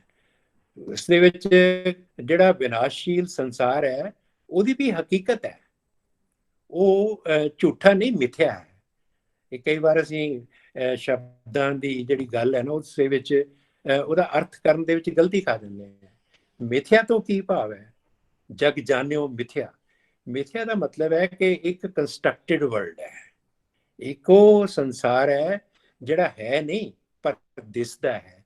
ਪਰ ਜਿੰਨੀ ਦੇਰ ਤੱਕ ਦਿਸਦਾ ਹੈ ਉਨੀ ਦੇਰ ਤੱਕ ਉਸ ਦੀ ਜਿਹੜੀ ਸੱਚ ਦੀ ਸਥਿਤੀ ਵੀ ਕਾਇਮ ਰਹਿੰਦੀ ਹੈ। ਹੁਣ ਤੁਸੀਂ ਦੇਖੋ ਕਿ ਇਸ ਗੱਲ ਨੂੰ ਉਹਨਾਂ ਨੇ ਆਪਣੀ ਬਾਣੀ ਦੇ ਵਿੱਚ ਬਹੁਤ ਥਾਈਂ ਪੇਸ਼ ਕੀਤਾ ਕਿ ਸੰਸਾਰ ਦੀ ਜਿਹੜੀ ਸਥਿਤੀ ਹੈ, ਇਹ ਥਿਊਰੀ ਆਫ ਕ੍ਰੀਏਸ਼ਨ ਸਾਡੀ ਜਿਹੜੀ ਭਾਰਤੀ ਪਰੰਪਰਾ ਵਿੱਚ ਆਉਂਦੀ ਹੈ ਉਸ ਨੂੰ ਸੁਪਨਾ ਵੀ ਕਿਹਾ ਗਿਆ ਔਰ ਉਸ ਨੂੰ ਖੇਲ ਵੀ ਕਿਹਾ ਗਿਆ। ਖੇਲ ਜਿਸ ਤਰ੍ਹਾਂ ਨਾਟਕ ਦੇ ਵਿੱਚ ਖੇਡ ਹੁੰਦਾ ਹੈ, ਉਸ ਦੀ ਹਕੀਕਤ ਜਿਹੜੀ ਹੈ ਨਾ ਉਹ ਉਸ ਵੇਲੇ ਇੱਕ ਪਲੇ ਦੇ ਰੂਪ ਵਿੱਚ ਹੁੰਦੀ ਹੈ। ਉਹ ਲੱਗਦਾ ਇਸ ਤਰ੍ਹਾਂ ਹੀ ਹੈ ਕਿ ਜਿਵੇਂ ਇਹ ਸਦੀਵੀ ਸੱਚ ਹੈ। ਤੇ ਜਿਵੇਂ ਭਗਤ ਨਾਮਦੇਵ ਜੀ ਨੇ ਵੀ ਆਪਣੀ ਬਾਣੀ ਦੇ ਵਿੱਚ ਕਿਹਾ ਸੀ ਕਿ ਮਿਥਿਆ ਭਰਮ ਔਰ ਸੁਪਨ ਮਨੋਰਥ ਸੱਤ ਪਦਾਰਥ ਜਾਣਿਆ। ਕਿ ਬੰਦੇ ਦੀ ਪ੍ਰੋਬਲਮ ਕੀ ਹੁੰਦੀ ਹੈ ਕਿ ਜਿਹੜਾ ਮਿਥਿਆ ਹੈ, ਭਰਮ ਹੈ ਤੇ ਸੁਪਨੇ ਦਾ ਜਿਹੜਾ ਪਦਾਰਥ ਹੈ ਉਸ ਨੂੰ ਅਸੀਂ ਸੱਚ ਮੰਨ ਲੈਂਦੇ ਹਾਂ। ਤੇ ਉਸ ਤੋਂ ਨਿਕਲਣ ਦਾ ਰਸਤਾ ਵੀ ਉਹਨਾਂ ਨੇ ਦੱਸਿਆ ਸੀ ਕਿ ਸੁਕ੍ਰਿਤ ਮਨਸਾ ਗੁਰ ਉਪਦੇਸੀ ਜਾਗਤ ਹੀ ਮਨ ਮਾਨਿਆ। ਤੋ ਇਹ ਜਿਹੜਾ ਸੁਪਨੇ ਤੇ ਜਾਗਣ ਦਾ ਜਿਹੜਾ ਮੈਟਾਫਰ ਹੈ, ਅੱਜ ਮੈਨੂੰ ਲੱਗਦਾ ਹੈ ਕਿ ਸਾਨੂੰ ਜਿਹੜਾ ਗੁਰਬਾਣੀ ਹੈ ਔਰ ਜਿੰਨਾ ਸਾਡਾ ਗਿਆਨ ਸਾਹਿਤ ਹੈ ਭਾਰਤ ਦੇ ਵਿੱਚ, ਰਿਗਵੇਦ ਤੋਂ ਲੈ ਕੇ ਗੁਰਬਾਣੀ ਤੱਕ ਇੱਕ ਬਹੁਤ ਵੱਡੀ ਗਿਆਨ ਦੀ ਪਰੰਪਰਾ ਹੈ ਜਿਹੜੀ ਸਾਡੀ ਇਸ ਭਾਰਤ ਭੂਮੀ ਦੇ ਉੱਪਰ ਪ੍ਰਵਾਹਿਤ ਰਹੀ ਹੈ। ਔਰ ਤੁਸੀਂ ਦੇਖੋ ਕਿ ਉਸ ਬਾਣੀ ਨੂੰ ਜਿਹੜੀ ਰਿਗਵੇਦ ਤੋਂ ਸ਼ੁਰੂ ਹੁੰਦੀ ਹੈ ਰਿਸ਼ੀਆਂ ਦੇ ਚਿੰਤਨ ਮਨਨ ਦੇ ਨਾਲ, ਤੇ ਗੁਰੂ ਸਾਹਿਬਾਨ ਦੀ ਉਹਦੇ ਵਿੱਚ ਆ ਕੇ ਬਾਣੀ ਪਰੰਪਰਾ ਦੇ ਰੂਪ ਵਿੱਚ ਪ੍ਰਵਾਹਿਤ ਹੁੰਦੀ ਹੈ। ਉਹ ਅਸੀਂ ਇਸ ਗੱਲ ਤੋਂ ਮੁਨਕਰ ਨਹੀਂ ਕਿ ਜਿਹੜਾ ਸਿੱਖ ਧਰਮ ਜਿਹੜਾ ਇੱਕ ਪੰਥ ਦੇ ਤੌਰ ਤੇ ਇੱਕ ਵਰਲਡ ਰਿਲੀਜਨ ਹੈ। ਸਾਡੀ ਸਭਿਅਤਾ ਦੇ ਵਿੱਚ 4 ਪ੍ਰਮੁੱਖ ਧਰਮ ਪਰੰਪਰਾਵਾਂ ਨੇ ਜਿਹੜੇ ਵਰਲਡ ਰਿਲੀਜਨ ਨੇ, ਜਿਹੜੇ ਸਾਡੀ ਧਰਤੀ ਨੇ ਦੁਨੀਆ ਨੂੰ ਦਿੱਤੇ ਨੇ। ਸਨਾਤਨ ਧਰਮ ਹੈ ਜਿਸ ਦਾ ਕੋਈ ਮੋਢ ਹੀ ਨਹੀਂ, ਧਰਤੀ ਚੋਂ ਉੱਗੀ ਹੋਈ ਇੱਕ ਪਰੰਪਰਾ ਦੇ ਰੂਪ ਵਿੱਚ ਉਹ ਫੈਲਿਆ। ਫਿਰ ਬੁੱਧ ਧਰਮ ਹੈ, ਜੈਨ ਧਰਮ ਹੈ ਤੇ ਸਿੱਖ ਧਰਮ ਹੈ। ਇਹ ਚਾਰੇ ਜਿਹੜੇ ਧਰਮ ਨੇ ਇਹ ਸਾਡੇ ਭਾਰਤ ਭੂਮੀ ਦੇ ਵਿੱਚੋਂ ਇਸ ਦੀ ਸੱਭਿਆਚਾਰਕ ਵਿਰਾਸਤ ਦੇ ਵਿੱਚੋਂ ਉੱਗੇ ਹੋਏ ਧਰਮ ਨੇ, ਵਰਲਡ ਰਿਲੀਜਨ ਵੀ ਨੇ, ਲੇਕਿਨ ਇਹਨਾਂ ਦੇ ਵਿੱਚ ਸੱਭਿਅਤਾ ਦੀ ਸਾਂਝ ਹੈ। ਇੱਕ ਵਡੇਰੇ ਪੱਧਰ ਤੇ ਜਦੋਂ ਅਸੀਂ ਦੇਖਦੇ ਹਾਂ ਇਹ ਸਾਂਝ ਉਹੀ ਜੀ ਹੈ ਜਿਹੜੀ ਅਬਰਾਹਮਿਕ ਸਿਵਲਾਈਜੇਸ਼ਨ ਦੇ 3 ਮਜ਼ਹਬਾਂ ਦੇ ਵਿੱਚ ਹੈ। ਇਹ ਯਹੂਦੀ ਧਰਮ, ਈਸਾਈ ਧਰਮ ਤੇ ਇਸਲਾਮ, ਇਹਨਾਂ ਦੀ ਇੱਕ ਆਪਣੀ ਸਭਿਅਤਾ ਹੈ, ਉਹਨੂੰ ਅਸੀਂ ਅਬਰਾਹਮਿਕ ਸਭਿਅਤਾ ਕਹਿੰਦੇ ਹਾਂ। ਔਰ ਜਿਹੜੀ ਸਾਡੀ ਸਭਿਅਤਾ ਇੰਡਿਕ ਸਿਵਲਾਈਜੇਸ਼ਨ ਆ ਉਹਦੇ ਵਿੱਚ ਉਹਦਾ ਸਾਡਾ, ਤੇ ਮੈਂ ਇਹ ਸਮਝਦਾ ਕਿ ਜੇ ਗੁਰਬਾਣੀ ਨੂੰ ਅਸੀਂ ਵਿਚਾਰਨਾ ਹੈ ਤਾਂ ਤੁਸੀਂ ਦੇਖੋ, ਮੈਂ ਤਾਂ 50 ਸਾਲ ਪਹਿਲਾਂ ਜਦੋਂ ਗੁਰੂ ਨਾਨਕ ਬਾਣੀ ਦੇ ਉੱਪਰ ਆਪਣਾ ਥੀਸਿਸ ਲਿਖਣ ਦਾ ਆਰੰਭ ਕੀਤਾ ਸੀ, ਮੈਨੂੰ ਉਸ ਨੂੰ ਮਹਿਸੂਸ ਹੋਇਆ ਕਿ ਗੁਰੂ ਨਾਨਕ ਬਾਣੀ ਨੂੰ ਤੇ ਗੁਰਬਾਣੀ ਨੂੰ ਭਾਰਤੀ ਦਰਸ਼ਨ ਦੀ ਜਿਹੜੀ ਸ਼ਬਦਾਵਲੀ ਹੈ, ਸੰਕਲਪਾਵਲੀ ਹੈ, ਉਸ ਨੂੰ ਸਮਝਣ ਤੋਂ ਬਿਨਾਂ ਉਸ ਨੂੰ ਜਾਣਨਾ ਬਹੁਤ ਮੁਸ਼ਕਿਲ ਹੈ। ਤੋ ਇਸ ਤਰ੍ਹਾਂ ਮੈਨੂੰ ਲੱਗਦਾ ਕਿ ਜੇ ਗੁਰੂ ਤੇਗ ਬਹਾਦਰ ਜੀ ਸਾਨੂੰ ਜਿਹੜਾ ਆਪਣੀ ਬਾਣੀ ਦੇ ਰਾਹੀਂ ਸੰਦੇਸ਼ ਦਿੰਦੇ ਨੇ, ਉਹਦਾ ਅੰਤਮ ਪ੍ਰਯੋਜਨ ਭਾਰਤੀ ਦਰਸ਼ਨ ਦੇ ਸਾਰੇ ਜਿਹੜੇ ਨੇ ਉਹਨਾਂ ਦਾ ਪ੍ਰਯੋਜਨ ਕੀ ਹੈ ਕਿ ਬੰਦੇ ਨੂੰ ਮੁਕਤੀਦਾਇਕ ਗਿਆਨ ਦੇਣਾ, ਮੋਕਸ਼ ਦਾ ਸੰਕਲਪ। ਯਾਨੀ ਸਾਡੀ ਪਰੰਪਰਾ ਦੇ ਵਿੱਚ ਜਿਹੜਾ ਵਿਸ਼ਵ ਦ੍ਰਿਸ਼ਟੀਕੋਣ ਕੀ ਹੈ ਕਿ ਇੱਕ ਬ੍ਰਹਮ ਹੈ। ਅਸੀਂ ਬ੍ਰਹਮ ਤੋਂ ਗੱਲ ਸ਼ੁਰੂ ਕਰਦੇ ਹਾਂ। ਗੁਰੂ ਨਾਨਕ ਦੇਵ ਜੀ ਨੇ ਇੱਕ ਓਂਕਾਰ ਸਤਨਾਮ ਕਰਤਾ ਪੁਰਖ ਨਿਰਭਉ ਨਿਰਵੈਰ ਅਕਾਲ ਮੂਰਤ ਅਯੂਨੀ ਸੈਭੰਗ ਗੁਰਪ੍ਰਸਾਦ, ਇਸ ਮੂਲ ਮੰਤਰ ਦੇ ਵਿੱਚ ਜਿਹੜਾ ਪਹਿਲਾ ਹੀ ਸਾਡਾ ਸੰਕਲਪੀ ਸ਼ਬਦ ਹੈ ਇੱਕ ਓਂਕਾਰ, ਓਂਕਾਰ ਬ੍ਰਹਮ ਦਾ ਪ੍ਰਤੀਕ ਹੈ। ਤੋ ਇਸ ਤਰ੍ਹਾਂ ਜਿਹੜਾ ਗੁਰੂ ਤੇਗ ਬਹਾਦਰ ਜੀ ਨੇ ਵੀ ਆਪਣੀ ਬਾਣੀ ਦੇ ਵਿੱਚ ਉਸ ਬ੍ਰਹਮ ਦੀ ਗੱਲ ਆਪਣੇ ਢੰਗ ਨਾਲ ਕੀਤੀ ਹੈ, ਤੇ ਉਸ ਬ੍ਰਹਮ ਦੇ ਨਾਲ ਬੰਦੇ ਦਾ ਜਿਹੜਾ ਰਿਲੇਸ਼ਨਸ਼ਿਪ ਹੈ, ਜਿਹੜਾ ਬੰਦੇ ਦੀ ਜਿਹੜਾ ਉਹਦੇ ਨਾਲ ਸੰਬੰਧ ਜੋੜਿਆ, ਉਹ ਹੈ ਮੋਕਸ਼ ਦੇ ਨਾਲ। ਤੇ ਮੋਕਸ਼ ਦੇ ਰਸਤੇ ਦੇ ਵਿੱਚ ਜਿਹੜੀਆਂ ਗੱਲਾਂ ਆਉਂਦੀਆਂ ਨੇ ਉਹ ਉਹਨਾਂ ਦਾ ਖੰਡਨ ਕਰਕੇ ਉਹ ਗੱਲ ਕਰਦੇ ਨੇ ਕਿ ਵਿਖਿਆਨ ਸਿਉ ਕਾਹੇ ਰਚਿਓ ਨਿਮਖ ਨਾ ਹੋਏ ਉਦਾਸ, ਕਹ ਨਾਨਕ ਭਜ ਹਰ ਮਨਾ ਪਰੇ ਨਾ ਜਮ ਕੀ ਫਾਸ। ਤੋ ਵਿਖਿਆ ਕੀ ਹੈ? ਵਿਖਿਆ ਕਿ ਵਿਖਿਆ ਦਾ ਮਤਲਬ ਤਾਂ ਹੁੰਦਾ ਹੈ ਕਿ ਜ਼ਹਿਰ, ਤੇ ਜ਼ਹਿਰ ਅਸੀਂ ਸਾਡੀ ਪਰੰਪਰਾ ਵਿੱਚ ਕੀ ਹੈ ਕਿ ਜਿਹੜਾ ਸੰਸਾਰ ਦੀ ਸੰਸਾਰਿਕਤਾ ਤੋਂ ਦੂਰੀ ਬਣਾਉਣ ਦੀ ਗੱਲ ਕੀਤੀ ਗਈ ਹੈ। ਸੰਸਾਰ ਨੂੰ ਛੱਡਣ ਦੀ ਗੱਲ ਨਹੀਂ ਕੀਤੀ ਗਈ। ਸੰਸਾਰ ਦੇ ਨਾਲ ਰਿਲੇਸ਼ਨਸ਼ਿਪ ਜਿਹੜਾ ਤੁਹਾਡਾ ਉਦਾਸੀਨ ਵਾਲਾ ਹੋਣਾ ਚਾਹੀਦਾ ਹੈ। ਗੁਰੂ ਗੋਬਿੰਦ ਸਿੰਘ ਜੀ ਜਦੋਂ ਗੱਲ ਕਹਿੰਦੇ ਨੇ कि रेमन ऐसो कर संन्यासा सबे पवन बन से सदन सबे कर जानो, कि संन्यास तुसी ऐसा करो मन ही माहे उदासा। रे मन ऐसो कर संन्यासा मन ही माहे उदासा। और फिर वो कहते की ने कि बन से सदन सबे कर जानो मन ही माहे उदासा, तो ज्ञान गुरु आत्म उपदेसो नाम विभूत लगायो। ਗਿਆਨ ਨੂੰ ਗੁਰੂ ਬਣ ਕੇ ਆਪਣੇ ਆਪ ਨੂੰ ਉਪਦੇਸ਼ੋ, ਇਹ ਉਹਨਾਂ ਦੀ ਬਾਣੀ ਦੇ ਵਿੱਚ ਵੀ ਜਿਹੜੀ ਗੱਲ ਆਉਂਦੀ ਹੈ। ਔਰ ਫਿਰ ਗੁਰੂ ਨਾਨਕ ਦੇਵ ਜੀ ਨੇ ਵੀ ਇਸੇ ਗੱਲ ਦੇ ਉੱਪਰ ਜ਼ੋਰ ਦਿੱਤਾ ਹੈ ਕਿ ਜੈਸੇ ਜਲ ਮੈਂ ਕਮਲ ਨਿਰਾਲਮ ਮੁਰਗਾਈ ਨਹਿ ਸਾਣੇ ਸ਼ਬਦ ਸੁਰਤ ਭਵ ਸਾਗਰ ਤਰੀ ਹੈ ਨਾਨਕ ਨਾਮ ਬਖਾਣੇ। ਤੋ ਇਹਦੇ 'ਚ ਜਿਹੜਾ ਮੈਸੇਜ ਹੈ ਉਹ ਹੈ ਕਿ ਮਨੁੱਖ ਨੂੰ ਸੰਸਾਰ ਨੂੰ ਛੱਡਣ ਦੀ ਜ਼ਰੂਰਤ ਨਹੀਂ, ਸੰਸਾਰ ਦੇ ਵਿੱਚ ਰਹਿੰਦਿਆਂ ਹੋਇਆਂ ਸੰਸਾਰਿਕਤਾ ਦਾ ਤਿਆਗ ਕਰਨਾ, ਇਹ ਬਹੁਤ ਵੱਡਾ ਮੈਸੇਜ ਹੈ। ਤੇ ਮੈਂ ਸਮਝਦਾ ਕਿ ਗੁਰੂ ਨਾਨਕ ਬਾਣੀ ਤੋਂ ਜਿਹੜੀ ਬਾਣੀ ਦੀ ਪਰੰਪਰਾ ਜਿਹੜੀ ਚੱਲਦੀ ਹੈ, ਔਰ ਫਿਰ ਗੁਰੂ ਤੇਗ ਬਹਾਦਰ ਜੀ ਜਿਹੜੇ ਨੇ ਉਹ ਗੁਰੂ ਗ੍ਰੰਥ ਸਾਹਿਬ ਦੇ ਗੁਰੂ ਪਰੰਪਰਾ ਦੇ ਵਿੱਚ ਆਖਰੀ ਬਾਣੀਕਾਰ ਨੇ। ਗੁਰੂ ਗੋਬਿੰਦ ਸਿੰਘ ਜੀ ਨੇ ਆਪਣੀ ਬਾਣੀ ਗੁਰੂ ਗ੍ਰੰਥ ਸਾਹਿਬ ਵਿੱਚ ਸ਼ਾਮਿਲ ਨਹੀਂ ਕੀਤੀ। ਤੋ ਇਹ ਇੱਕ ਬਹੁਤ ਵੱਡੀ ਪਰੰਪਰਾ ਹੈ, ਔਰ ਇਸ ਪਰੰਪਰਾ ਦਾ ਜਿਹੜਾ ਗੁਰੂ ਤੇਗ ਬਹਾਦਰ ਜੀ ਨੇ ਆਪਣੇ ਸੰਦੇਸ਼ ਰਾਹੀਂ ਜਿਹੜਾ ਸੰਸਾਰ ਦੀ ਸੰਸਾਰਿਕਤਾ ਨੂੰ ਜਿਵੇਂ ਡਿਫਾਈਨ ਕੀਤਾ ਹੈ, ਉਹ ਡੈਫੀਨੀਸ਼ਨ ਜਿਹੜੀ ਹੈ ਉਹ ਸਾਨੂੰ ਮਨੁੱਖ ਨੂੰ ਸੰਸਾਰਿਕਤਾ ਦੇ ਨਾਲ ਇੱਕ ਲਿਬਰੇਟਡ ਬੀਇੰਗ ਵਾਲਾ ਰਿਸ਼ਤਾ ਜੋੜਨ ਦੀ ਗੱਲ ਹੈ। ਕਿ ਐਸੇ ਮਨੁੱਖ ਦਾ ਆਦਰਸ਼ ਉਹਨਾਂ ਨੇ ਸਾਨੂੰ ਦਿੱਤਾ ਹੈ ਕਿ ਜਿਹੜਾ ਸੰਸਾਰ ਦੇ ਵਿੱਚ ਰਹਿੰਦਾ ਹੋਇਆ ਸੰਸਾਰਿਕਤਾ ਤੋਂ ਮੁਕਤ ਹੋਵੇ।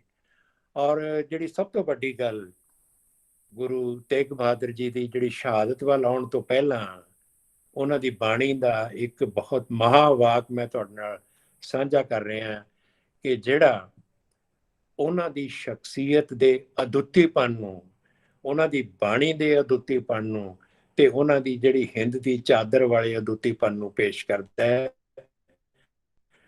ਉਹ ਕਹਿੰਦੇ ਨੇ ਕਿ ਭੈ ਕਾਹੂ ਕੋ ਦੇਤ ਨਹਿ, ਭੈ ਕਾਹੂ ਕੋ ਦੇਤ ਨਹਿ, ਨਹਿ ਪੈ ਮਾਨਤ ਆਨ। ਬਹੁਤ ਵੱਡੀ ਗੱਲ ਹੈ। ਇਹਦੇ ਅੰਦਰ ਭਗਤੀ ਤੇ ਸ਼ਕਤੀ ਦਾ ਸੰਕਲਪ ਛੁਪਿਆ ਹੋਇਆ ਹੈ। ਜਿਹੜੀ ਸਾਡੀ ਸਿੱਖ ਪਰੰਪਰਾ ਦੀ ਜਿਹੜੀ ਵਿਕਾਸ ਯਾਤਰਾ ਹੈ ਉਹ ਗੁਰੂ ਅਰਜਨ ਦੇਵ ਜੀ ਦੀ ਸ਼ਹਾਦਤ ਤੋਂ ਬਾਅਦ ਇੱਕ ਨਵਾਂ ਰੂਪ ਗ੍ਰਹਿਣ ਕਰਦੀ ਹੈ। ਔਰ ਫਿਰ ਗੁਰੂ ਤੇਗ ਬਹਾਦਰ ਜੀ ਦੀ ਸ਼ਹਾਦਤ ਉਸ ਦੇ ਵਿੱਚ ਆਉਂਦੀ ਹੈ ਤੇ ਇਸ ਦੀ ਜਿਹੜੀ ਅਧਿਆਤਮਕ ਸ਼ਕਤੀ ਹੈ ਉਸ ਨੂੰ ਗੁਰੂ ਤੇਗ ਬਹਾਦਰ ਜੀ ਨੇ ਇੱਕ ਸੂਤਰ ਦੇ ਵਿੱਚ ਸਾਡੇ ਸਾਹਮਣੇ ਰੱਖਦਾ ਹੈ ਕਿ ਜਿਹੜਾ ਲਿਬਰੇਟਡ ਮਨੁੱਖ ਹੁੰਦਾ ਹੈ, ਜਿਹੜਾ ਇੱਕ ਮੁਕਤ ਜਿਹੜਾ ਵਿਅਕਤੀ ਹੈ, ਉਸ ਦੀ ਪਛਾਣ ਕਿਸ ਗੱਲ ਦੇ ਵਿੱਚ ਹੈ?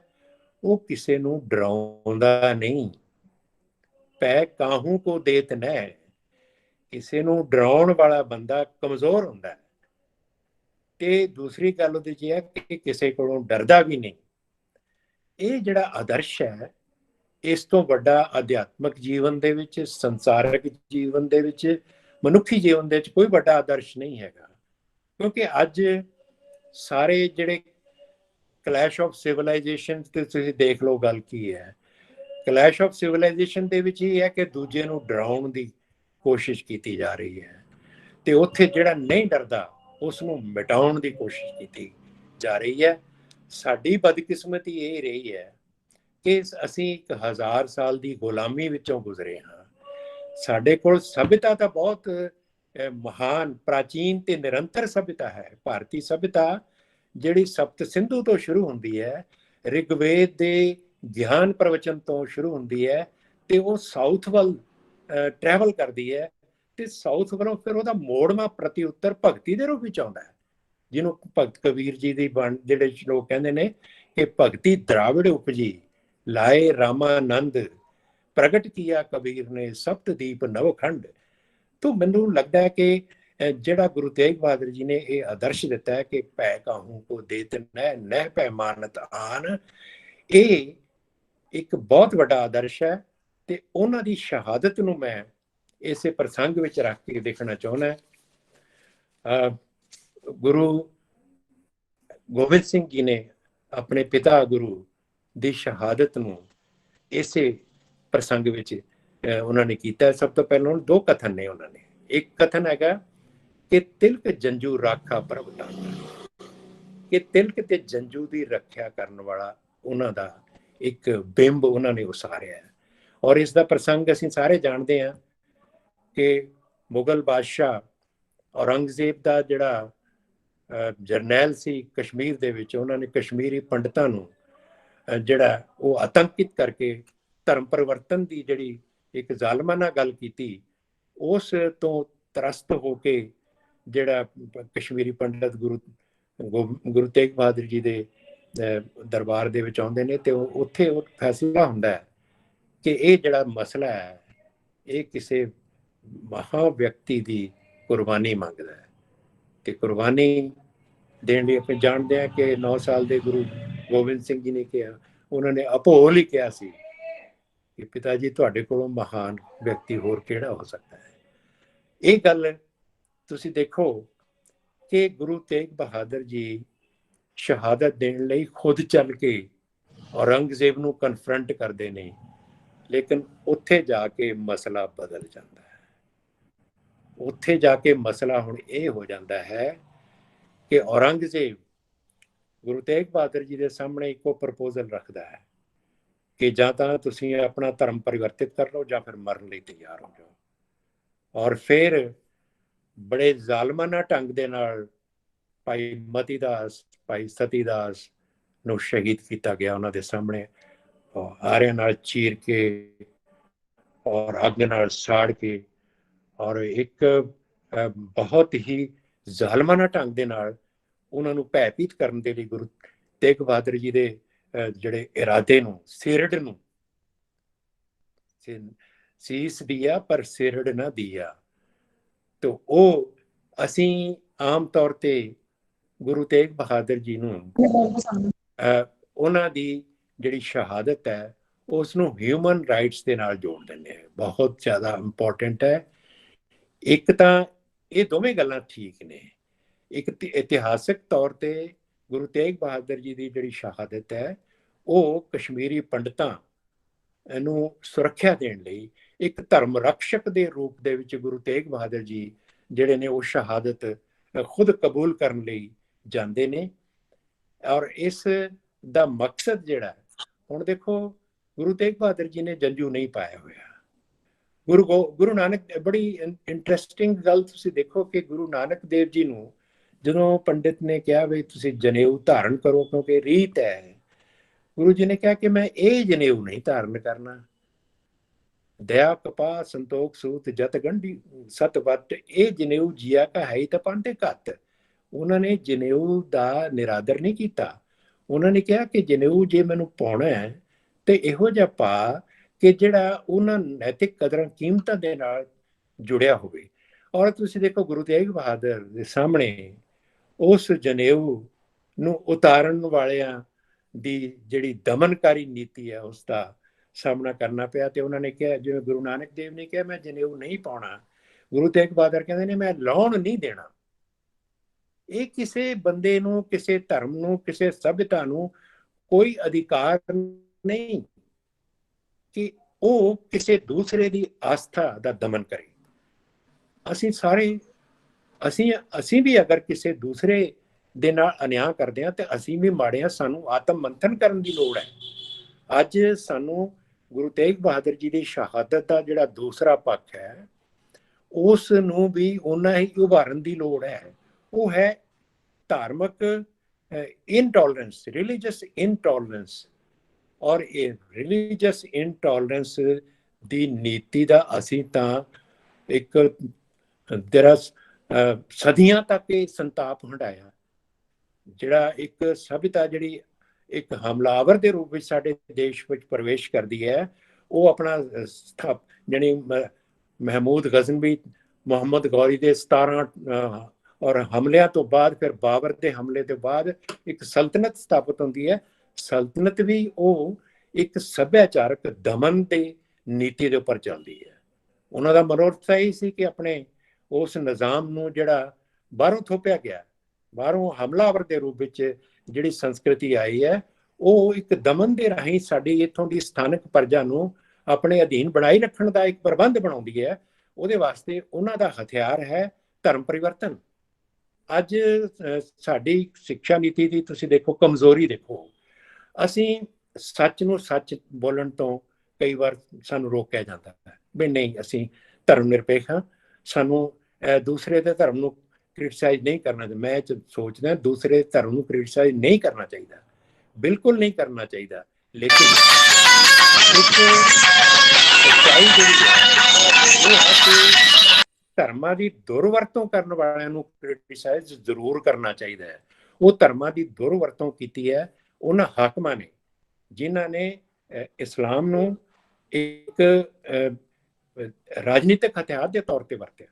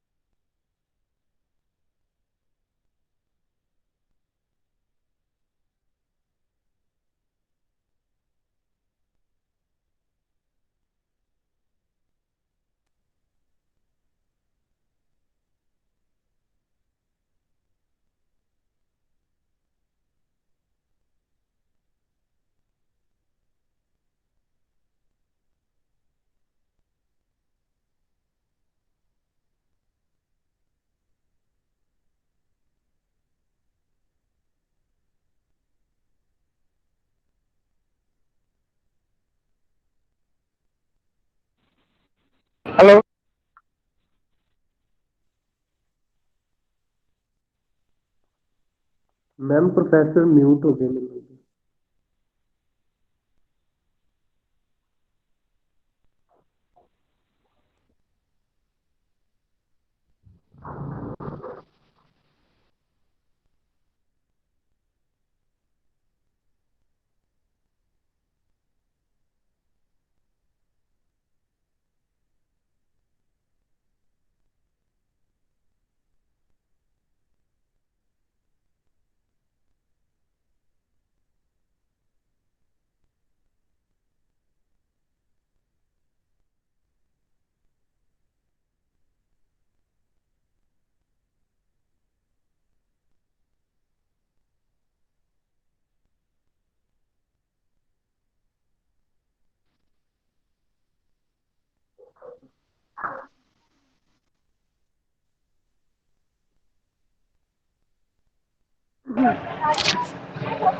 हेलो।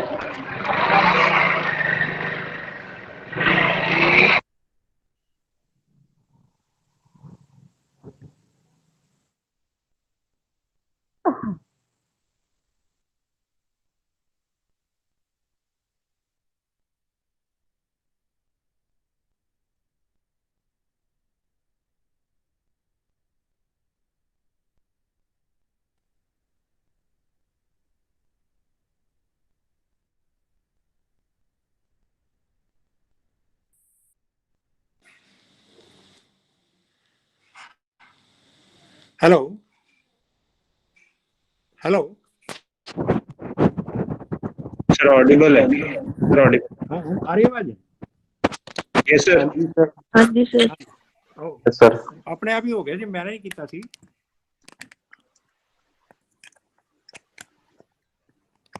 Please sir. हाँ मैं शुरू करदा। ਦੋਸਤੋ मैं ਜਿਹੜੀ ਗੱਲ ਕਰ ਰਿਹਾ ਸੀ ਕਿ हाँ नहीं आ रही? आ रही है सर आवाज ਤੁਹਾਡੀ। अच्छा जी हाँ दोस्तों मैं माफ़ी चाहना टैक्नीकल प्रॉब्लम करके कई बार ਹੁੰਦਾ कि मैं 80+ ਹੋਣ ਕਰਕੇ ਥੋੜਾ ਜਿਹਾ ਟੈਕਨੋਲੋਜੀ ਵਿੱਚ ਮੈਂ ਥੋੜਾ ਜਿਹਾ ਉਸ ਤਰ੍ਹਾਂ ਨਹੀਂ।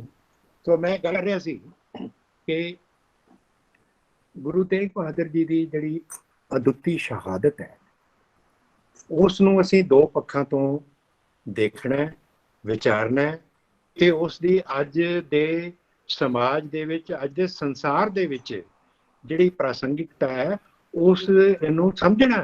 ਕਿਉਂਕਿ ਅਸੀਂ ਹੁਣ ਤੱਕ ਗੁਰੂ ਤੇਗ ਬਹਾਦਰ ਜੀ ਦੀ ਸ਼ਹਾਦਤ ਨੂੰ ਇਸ ਰੂਪ ਵਿੱਚ ਦੇਖਦੇ ਹਾਂ ਕਿ ਉਹਨਾਂ ਨੇ ਕਸ਼ਮੀਰ ਪੰਡਤਾਂ ਦੇ ਲਈ ਇੱਕ ਸ਼ਹਾਦਤ ਦਿੱਤੀ, ਕਿਸੇ ਦੂਸਰੇ ਦੇ ਧਰਮ ਦੇ ਲਈ ਉਹਨਾਂ ਨੇ ਆਪਣਾ ਇੱਕ ਬਲੀਦਾਨ ਦਿੱਤਾ। ਮੈਂ ਇੱਕ ਬੜੀ ਨਿਮਰਤਾ ਦੇ ਨਾਲ ਇੱਕ ਬੇਨਤੀ ਕਰਨਾ ਚਾਹੁੰਦਾ ਹੈ ਕਿ ਇਹ ਦੂਸਰੇ ਜਾਂ ਆਪਣੇ ਧਰਮ ਦੀ ਗੱਲ ਨਹੀਂ, ਇਹ ਧਰਮ ਦੀ ਗੱਲ ਹੈ ਜਿਸ ਨੂੰ ਗੁਰੂ ਗੋਬਿੰਦ ਸਿੰਘ ਜੀ ਨੇ ਲਫ਼ਜ਼ ਬੜੀ ਕਲੀਅਰ ਲਈ ਉਹਨਾਂ ਨੇ ਕਰ ਦਿੱਤਾ ਸੀ ਕਿ ਧਰਮ ਹੇਤ ਸਾਕਾ ਜਿਨ ਕੀਆ ਸੀਸ ਦਿਆ ਪਰ ਸਿਰੜ ਨਾ ਦਿਆ। ਉਹਨਾਂ ਨੇ ਇਹ ਜਿਹੜਾ ਸ਼ਹਾਦਤ ਦਿੱਤੀ ਹੈ ਉਹ ਸਾਕਾ ਹੈ, ਉਹ ਕੋਈ ਸਧਾਰਨ ਘਟਨਾ ਨਹੀਂ, ਇੱਕ ਬਹੁਤ ਵੱਡਾ ਇਤਿਹਾਸਕ ਇੱਕ ਇਵੈਂਟ ਹੈ, ਸਾਕਾ ਹੈ। तो उस साके ਦਾ ਉਹਨਾਂ ਨੇ ਨਾਲ ਜੋੜਿਆ ਕਿ ਇਹ ਧਰਮ ਦੇ ਹੇਤ ਹੈ। ਔਰ ਤੁਸੀਂ ਧਰਮ ਦੀ ਪਰਿਭਾਸ਼ਾ ਗੁਰੂ ਨਾਨਕ ਦੇਵ ਜੀ ਦੀ ਸੁਣ ਲਓ, ਉਹ ਕਹਿੰਦੇ ਨੇ ਕਿ ਧੌਲ ਧਰਮ ਦਇਆ ਕਾ ਪੂਤ ਸੰਤੋਖ ਥਾਪ ਰੱਖਿਆ ਜਿਨ ਸੀ। ਜਿਹੜਾ ਧਰਮ ਹੈ ਉਹ ਸੰਤੋਖ ਤੇ ਦਇਆ ਔਰ ਦੇ ਨਾਲ ਦੀਆਂ ਕਦਰਾਂ ਕੀਮਤਾਂ ਦਾ ਇੱਕ ਯੂਨੀਵਰਸਲ ਮੋਰਲ ਆਰਡਰ ਹੈ। ਇੱਕ ਗੱਲ ਯਾਦ ਰੱਖਣੀ ਚਾਹੀਦੀ ਹੈ, ਸਾਡੀ ਪਰੰਪਰਾ ਵਿੱਚ ਜਿਹੜਾ ਧਰਮ ਹੈ ਉਹ ਮਜ਼ਹਬ ਨਹੀਂ, ਉਹ ਰਿਲੀਜਨ ਨਹੀਂ, ਇਹ ਯੂਨੀਵਰਸਲ ਮੋਰਲ ਆਰਡਰ ਹੈ। ਜਦੋਂ ਮੋਰਲ ਆਰਡਰ ਦੇ ਵਿੱਚ ਵਿਘਟਨ ਪੈਦਾ ਹੁੰਦਾ ਹੈ ਉਦੋਂ ਦੇਵੀ ਸ਼ਕਤੀ ਜਿਹੜੀ ਆ ਉਹ ਉਸ ਦੇ ਵਿੱਚ ਇੰਟਰਵੀਨ ਕਰਦੀ ਹੈ। ਭਗਵਾਨ ਕ੍ਰਿਸ਼ਨ ਨੇ ਜਦੋਂ ਕਿਹਾ ਸੀ ਕਿ ਜਦਾ ਜਦਾ ਹੀ ਧਰਮਸਯ ਗਲਾਨੀਰਭਵਤੀ ਭਾਰਤ ਅਭਿਉਥਾਨਮ ਅਧਰਮਸਯ ਤਦਾਤਮਾਨਾਮ ਸਿਰਜਾਮਯਮ। ਗੁਰਬਾਣੀ ਕਹਿੰਦੀ ਹੈ ਕਿ ਹਰ ਯੁੱਗ ਯੁੱਗ ਭਗਤ ਉਪਾਇਆ ਪੈਜ ਰੱਖਦਾ ਆਇਆ ਰਾਮ ਰਾਜੇ।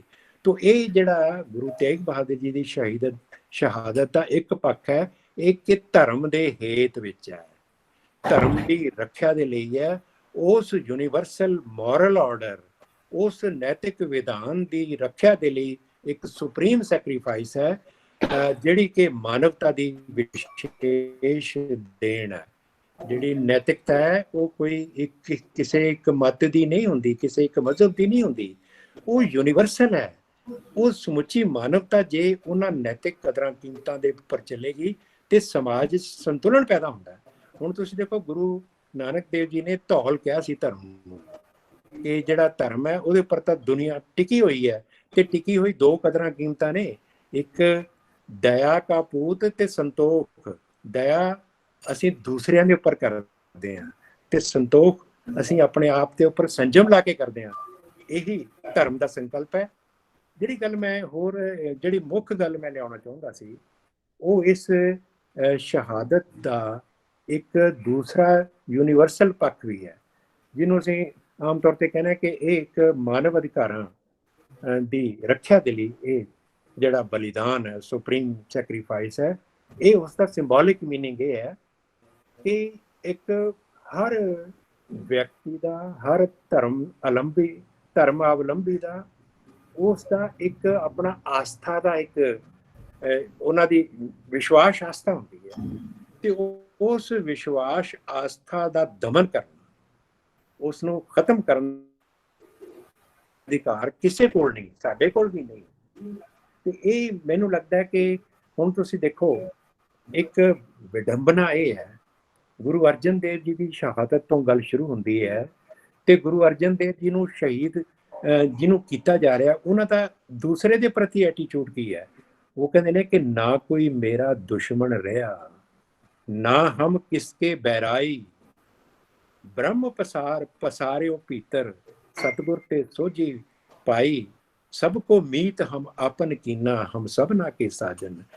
ਜਿਹੜਾ ਗੁਰੂ ਸਾਰਿਆਂ ਨੂੰ ਮਿੱਤਰ ਮੰਨ ਰਿਹਾ ਹੈ ਉਸ ਨੂੰ ਸ਼ਹੀਦ ਕੀਤਾ ਜਾ ਰਿਹਾ।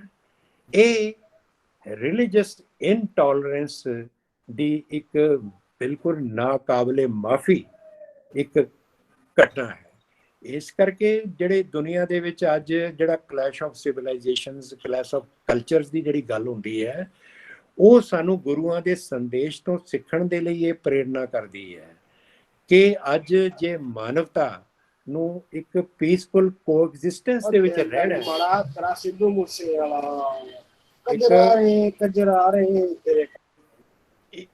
ਅੱਜ ਦਾ ਜਿਹੜਾ ਸੰਸਾਰ ਹੈ,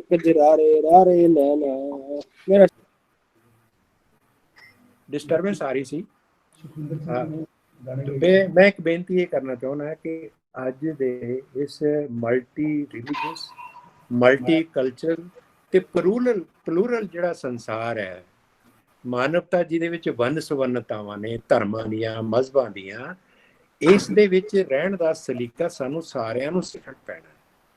ਇਹ ਗੁਰੂ ਤੇਗ ਬਹਾਦਰ ਜੀ ਦੀ ਜਿਹੜੀ ਸ਼ਹਾਦਤ ਹੈ, ਗੁਰੂ ਅਰਜਨ ਦੇਵ ਜੀ ਦੀ ਸ਼ਹਾਦਤ ਤੋਂ ਬਾਅਦ ਜਿਹੜੀਆਂ ਲੈਣ ਜਿਹੜੀ ਧਿਰ ਹੈ ਉਸ ਨੂੰ ਵੀ ਆਤਮ ਮੰਥਨ ਕਰਨ ਦੀ ਲੋੜ ਹੈ ਕਿ ਉਹ ਜਿਹੜੀ ਸ਼ਹੀਦੀਆਂ ਦੇ ਕੇ ਰਹਿ ਔਰ ਇੱਕ ਸ਼ਹੀਦੀਆਂ ਲੈ ਰਹੀ ਹੈ, ਉਹ ਸ਼ਹੀਦੀਆਂ ਲੈਣ ਵਾਲੀ ਜਿਹੜੀ ਧਿਰ ਹੈ ਉਸ ਨੂੰ ਅੱਜ ਦੇ ਜਿਹੜੀ ਮਾਨਵਤਾ ਦੀ ਇਹ ਚੁਣੌਤੀ ਹੈ ਕਿ ਭਾਈ ਆਤਮ ਮੰਥਨ ਕਰਨ ਦੀ ਲੋੜ ਹੈ। ਆਪਣੀ ਆਸਥਾ ਨੂੰ ਥੋਪਣ ਦੀ ਕਿਸੇ ਨੂੰ ਕੋਈ ਇਜਾਜ਼ਤ ਨਹੀਂ। ਤਾਂ ਇਸ ਤਰ੍ਹਾਂ ਮੈਨੂੰ ਲੱਗਦਾ ਹੈ ਕਿ ਅੱਜ ਗੁਰੂ ਤੇਗ ਬਹਾਦਰ ਜੀ ਦਾ ਜਿਹੜਾ 400 ਸਾਲਾ ਅਸੀਂ ਪ੍ਰਕਾਸ਼ ਵਰ੍ਹਾ ਮਨਾਉਣ ਜਾ ਰਹੇ ਹਾਂ ਅਗਲੇ ਸਾਲ, ਭਾਰਤ ਸਰਕਾਰ ਨੇ ਵੀ ਇੱਕ ਬਹੁਤ ਵੱਡੀ ਕਮੇਟੀ ਬਣਾਈ ਹੈ। ਉਸ ਦੀਆਂ ਸਾਰੀਆਂ ਜਿਹੜੀਆਂ ਗਤੀਵਿਧੀਆਂ ਨੇ ਉਸ ਨੂੰ ਗੁਰੂ ਤੇਗ ਬਹਾਦਰ ਜੀ ਦੀ ਉਸ ਮਹਾਨ ਸ਼ਹਾਦਤ ਨੂੰ ਜਿਹੜਾ ਇੱਕ ਭਾਰਤ ਦੇ ਪ੍ਰਸੰਗ ਵਿੱਚ ਔਰ ਉਹਨਾਂ ਨੂੰ ਮਾਨਵਤਾ ਦੇ ਪ੍ਰਸੰਗ ਵਿੱਚ ਰੱਖ ਕੇ ਦੇਖਣ ਤੇ ਵਿਚਾਰਨ ਦੇ ਲਈ ਜਿਹੜਾ ਸਾਡੇ ਭਾਰਤ ਦੀ ਸਰਕਾਰ ਨੇ ਇੱਕ ਯੋਜਨਾ ਬਣਾਈ ਹੈ, ਅਸੀਂ ਸਾਰਿਆਂ ਨੇ ਪਿੱਛੇ ਪੜ੍ਹਿਆ, ਗਜ਼ਟਿਡ ਨੋਟੀਫਿਕੇਸ਼ਨ ਹੋਈ ਹੈ। ਤੇ ਮੈਨੂੰ ਲੱਗਦਾ ਅੱਜ ਜਦੋਂ ਅਸੀਂ ਇਸ ਵੈਬੀਨਾਰ ਦੇ ਵਿੱਚ ਜਦੋਂ ਗੱਲ ਕਰ ਰਹੇ ਹਾਂ ਤਾਂ ਸਾਨੂੰ ਇਹ ਗੱਲ ਇੱਕ ਮੈਸੇਜ ਦੇ ਰੂਪ ਦੇ ਵਿੱਚ ਸਾਰੀ ਹਿਊਮੈਨਿਟੀ ਨੂੰ ਗੁਰੂ ਤੇਗ ਬਹਾਦਰ ਜੀ ਦੀ ਸ਼ਹਾਦਤ ਦਾ ਇੱਕ ਇਹ ਪੱਖ ਵੀ ਸਾਨੂੰ ਉਭਾਰਨ ਦੀ ਲੋੜ ਹੈ ਕਿ ਅਸੀਂ ਆਪਣੇ ਆਸਥਾ ਦੇ ਉੱਪਰ ਸਥਿਰ ਰਹੀਏ। ਅਸੀਂ ਜਿਹੜਾ ਭੈ ਕਾਹੂ ਕੋ ਦੇਤ ਨਹਿ ਨਹਿ ਪੈ ਮਾਨਤ ਆਨ, ਇਸ ਸੂਤਰ ਨੂੰ ਜੇ ਅਸੀਂ ਆਪਣਾ ਦੁਨੀਆ ਦਾ ਇੱਕ ਸੂਤਰ ਬਣਾ ਲਈਏ ਤਾਂ ਮੈਂ ਸਮਝਦਾ ਕਿ ਗੁਰੂ ਤੇਗ ਬਹਾਦਰ ਜੀ ਦਾ ਜਿਹੜਾ ਸਭ ਤੋਂ ਵੱਡਾ ਜਿਹੜਾ ਸੰਦੇਸ਼ ਹੈ ਉਹ ਮਾਨਵ ਜਾਤੀ ਨੂੰ ਇਹੀ ਹੈ ਕਿ ਭਾਈ ਕਿਸੇ ਨੂੰ ਪਹਿਲਾਂ ਤਾਂ ਡਰਾਓ ਨਾ, ਕਿਸੇ ਨੂੰ ਭੈ ਨਾ ਦਿਓ। ਇਹ ਗੱਲ ਵੀ ਓਨੀ ਹੀ ਜ਼ਰੂਰੀ ਹੈ ਜਿੰਨੀ ਨਹਿ ਪੈ ਮਾਨਤ ਆਨ। ਆਨ ਮੈਨੇ ਦੂਸਰੇ ਦਾ ਭੈ ਨਹੀਂ ਮੰਨਣਾ। ਇਹ ਗੱਲ ਉਹਨਾਂ ਦੀ ਸ਼ਹਾਦਤ ਨੇ ਸੁਪਰੀਮ ਸੈਕਰੀਫਾਈਸ ਕਰਕੇ ਪ੍ਰਮਾਣਿਤ ਕੀਤੀ ਹੈ। ਤੇ ਮੈਨੂੰ ਤੁਸੀਂ ਦੇਖੋ ਕਿ ਕਈ ਵਾਰ ਯਾਦ ਆ ਜਾਂਦਾ ਹੈ ਕਿ ਸਾਡੀ ਜਿਹੜੀ ਸਭਿਅਤਾ ਹੈ ਉਹਦੇ ਵਿੱਚ ਤਾਂ ਦੂਜੇ ਨੂੰ ਮਿੱਤਰ ਮੰਨਿਆ ਗਿਆ, ਦੂਜੇ ਨੂੰ ਦੁਸ਼ਮਣ ਨਹੀਂ ਮੰਨਿਆ ਗਿਆ। ਔਰ ਯਜੁਰਵੇਦ ਦੀਆਂ ਮੈਨੂੰ ਪੰਕਤੀਆਂ ਕਈ ਵਾਰ ਯਾਦ ਆਉਂਦੀਆਂ ਨੇ ਕਿ ਮਿੱਤਰस्य ਮਾ ਚਕਸ਼ੁਸ਼ਾ ਸਰਵਾਣੀ ਭੂਤਾਨੀ ਸਮੀਖੰਤਾਮ, ਕਿ ਮੈਂ ਦੁਨੀਆ ਦੇ ਸਾਰੇ ਜੀਵਾਂ ਨੂੰ ਮਿੱਤਰ ਦੀ ਨਜ਼ਰ ਨਾਲ ਦੇਖਦਾ ਹਾਂ।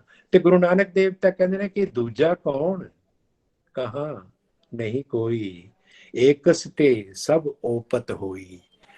ਇਸ ਮੈਂ ਗੁਰਬਾਣੀ ਦਾ ਔਰ ਸਾਡੀ ਜਿਹੜੀ ਭਾਰਤ ਦੀ ਜਿਹੜੀ ਗਿਆਨ ਪਰੰਪਰਾ ਦਾ ਇੱਕ ਕੇਂਦਰੀ ਸੰਦੇਸ਼ ਹੈ। ਹੁਣ ਮੈਂ ਯਜੁਰਵੇਦ ਤੋਂ ਲੈ ਕੇ ਗੁਰੂ ਅਰਜਨ ਦੇਵ ਜੀ ਦੀ ਬਾਣੀ ਜਿਹਦੇ ਵਿੱਚ ਉਹ ਕਹਿੰਦੇ ਨੇ ਕਿ ਸਭ ਕੋ ਮੀਤ ਹਮ ਆਪਨ ਕੀਨਾ। ਤੁਸੀਂ ਦੇਖੋ ਕਿ ਇੱਕ ਸਾਡੀ ਜਿਹੜੀ ਵਿਸ਼ਵ ਦ੍ਰਿਸ਼ਟੀ ਹੈ, ਸਾਡੀ ਜਿਹੜੀ ਸੋਚ ਹੈ ਉਹ ਮਾਨਵਤਾ ਪੱਖੀ ਹੈ। ਉਹ ਮਨੁੱਖ ਦੀ ਫਰੀडम ਨੂੰ ਸੈਲੀਬ੍ਰੇਟ ਕਰਨ ਵਾਲੀ ਹੈ। ਦਮਨਕਾਰੀ ਸ਼ਕਤੀਆਂ ਨੂੰ ਇਸ ਤੋਂ ਸਿੱਖਿਆ ਲੈਣ ਦੀ ਲੋੜ ਹੈ। ਕਿਸੇ ਵੀ ਸਾਰੇ ਹੀ ਜਿਹੜੇ ਧਰਮ ਨੇ ਚੰਗੇ ਨੇ, ਅਸੀਂ ਕਿਸੇ ਵੀ ਧਰਮ ਦਾ ਨਿਰਾਦਰ ਨਹੀਂ ਕਰਦੇ, ਲੇਕਿਨ ਕਿਸੇ ਦੂਸਰੇ ਧਰਮ ਨੂੰ ਇਹ ਇਜਾਜ਼ਤ ਵੀ ਨਹੀਂ ਕਿ ਸਾਡੀ ਪਰੰਪਰਾ ਦਾ ਦਮਨ ਕਰੇ। ਤੇ ਇਹ ਮੈਨੂੰ ਲੱਗਦਾ ਕਿ ਜੇ ਅੱਜ ਗੁਰੂ ਤੇਗ ਬਹਾਦਰ ਜੀ ਦੀ ਬਾਣੀ ਦੇ ਵਿੱਚ ਉਹ ਵੈਰਾਗਮਈ ਸੁਰਾਂ ਦੇ ਰਾਹੀਂ ਸਾਨੂੰ ਇੱਕ ਸੁਤੰਤਰ ਮਨੁੱਖ ਬਣਨ ਦੀ ਪ੍ਰੇਰਨਾ ਦਿੱਤੀ ਹੈ, ਜਿਹੜਾ ਨਿਰਭੈ ਹੋ ਕੇ ਜਿਉਣਾ ਚਾਹੁੰਦਾ ਹੈ, ਜਿਹੜਾ ਆਪਣੇ ਜਿਹੜੇ ਛੋਟੇਪਨ ਤੋਂ ਜਿਹੜੇ ਆਪਣੇ ਮਨ ਦੀਆਂ ਜਿਹੜੀਆਂ ਕਾਮਨਾਵਾਂ ਜਿਹੜੀਆਂ ਸਾਨੂੰ ਛੋਟਾ ਬਣਾਉਂਦੀਆਂ ਨੇ, ਆਪਣੀ ਹਉਮੈ ਜਿਹੜੀ ਸਾਨੂੰ ਸੰਕੀਰਣਤਾ ਦਿੰਦੀ ਹੈ। ਦੇਖੋ ਬੰਦੇ ਨੂੰ ਜਿਹੜੀਆਂ ਰੋਲਣ ਵਾਲੀਆਂ ਜਿਹੜੀਆਂ ਸ਼ਕਤੀਆਂ ਉਹਦੇ ਅੰਦਰ ਹੀ ਹੁੰਦੀਆਂ ਨੇ। ਗੁਰੂ ਸਾਹਿਬ ਨੇ ਜਿਹੜਾ ਗੁਰਬਾਣੀ ਦਾ ਜਿਹੜਾ ਸਿੱਖ ਚਿੰਤਨ ਹੈ ਉਸ ਦੀ ਸਭ ਤੋਂ ਵੱਡੀ ਗੱਲ ਇਹੀ ਹੈ ਕਿ ਹਉਮੈ ਦਾ ਨਿਵਾਰਨ ਤੇ ਹੁਕਮ ਨੂੰ ਪਛਾਣਨਾ। ਹੁਕਮ ਨੂੰ ਪਛਾਣਨ ਦਾ ਮਤਲਬ ਕੀ ਹੈ ਕਿ ਜਿਹੜਾ ਯੂਨੀਵਰਸਲ ਆਰਡਰ ਹੈ, ਕਿ ਜਿਹੜਾ ਇਹ ਬ੍ਰਹਿਮੰਡ ਦੇ ਵਿੱਚ ਜਿਹੜਾ ਕੁਦਰਤ ਦੇ ਵੱਲੋਂ ਇੱਕ ਨੇਮ ਦੇ ਤੌਰ ਤੇ ਵਿਆਪਕ ਹੈ, ਉਸ ਦੇ ਅਨੁਸਾਰ ਜਿਉਣਾ। ਬ੍ਰਹਿਮੰਡੀ ਚੇਤਨਾ ਦੇ ਮੁਤਾਬਕ ਜਿਹੜਾ ਬੰਦਾ ਜੀਵੇਗਾ ਉਹ ਬੰਦਾ ਆਪਣੀ ਹਉਮੈ ਦੇ ਵਿੱਚ ਨਹੀਂ ਫਸ ਸਕਦਾ। ਔਰ ਇਸੇ ਕਰਕੇ ਜਿਹੜਾ ਮੈਨੂੰ ਲੱਗਿਆ ਕਿ ਰਿਗਵੇਦ ਦੇ ਵਿੱਚ ਜਿਹੜਾ ਸਤਿਅਮ ਤੇ ਰਿਤਮ ਦੀ ਗੱਲ ਹੈ, ਉਹਦੇ 'ਚ ਦੋ ਗੱਲਾਂ ਬੜੀਆਂ ਖੂਬਸੂਰਤ ਕੀਤੀਆਂ ਗਈਆਂ ਨੇ। ਮੈਨੂੰ ਤਾਂ ਲੱਗਦਾ ਕਿ ਅੱਜ ਸਾਨੂੰ ਕੰਪੈਰੀਟਿਵ ਸਟੱਡੀਜ਼ ਦੀ ਬਹੁਤ ਲੋੜ ਹੈ। ਅੱਜ ਜੇ ਅਸੀਂ ਆਪਣੇ ਧਰਮ ਨੂੰ ਹੀ ਜਾਣਦੇ ਹਾਂ ਤਾਂ ਇਹਦਾ ਮਤਲਬ ਸ਼ਾਇਦ ਅਸੀਂ ਆਪਣੇ ਧਰਮ ਨੂੰ ਵੀ ਪੂਰੀ ਤਰ੍ਹਾਂ ਨਹੀਂ ਜਾਣਦੇ, ਕਿਉਂਕਿ ਸਾਰੇ ਧਰਮਾਂ ਦੀਆਂ ਤੰਦਾਂ ਇੱਕ ਦੂਸਰੇ ਨਾਲ ਜੁੜੀਆਂ ਹੋਈਆਂ ਨੇ।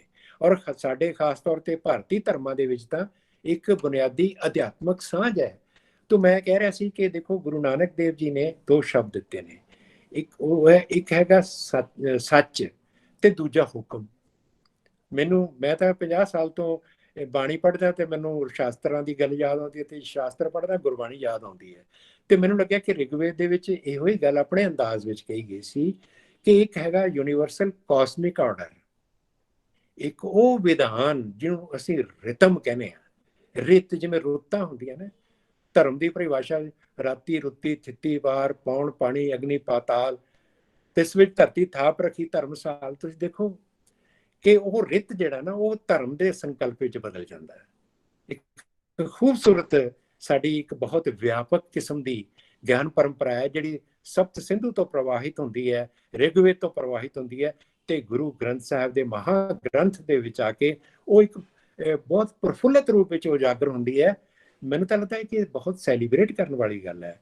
ਔਰ ਪੰਜਾਬੀਆਂ ਨੂੰ ਤਾਂ ਇਸ ਗੱਲ ਤੇ ਮਾਣ ਹੋਣਾ ਚਾਹੀਦਾ ਹੈ ਕਿ ਵੈਦਿਕ ਪਰੰਪਰਾ ਤੋਂ ਲੈ ਕੇ ਗੁਰੂ ਗ੍ਰੰਥ ਸਾਹਿਬ ਤੱਕ ਜਿਹੜਾ ਸਾਨੂੰ ਵਿਸ਼ਵ ਦ੍ਰਿਸ਼ਟੀ ਇਹ ਸਾਨੂੰ ਸਾਡੇ ਰਿਸ਼ੀਆਂ ਨੇ, ਗੁਰੂਆਂ ਨੇ, ਭਗਤਾਂ ਨੇ, ਸੰਤਾਂ ਨੇ ਦਿੱਤੀ ਹੈ, ਵਿੱਚ ਸੂਫੀਆਂ ਨੂੰ ਵੀ ਮੈਂ ਸ਼ਾਮਲ ਕਰ ਲੈਂਦਾ।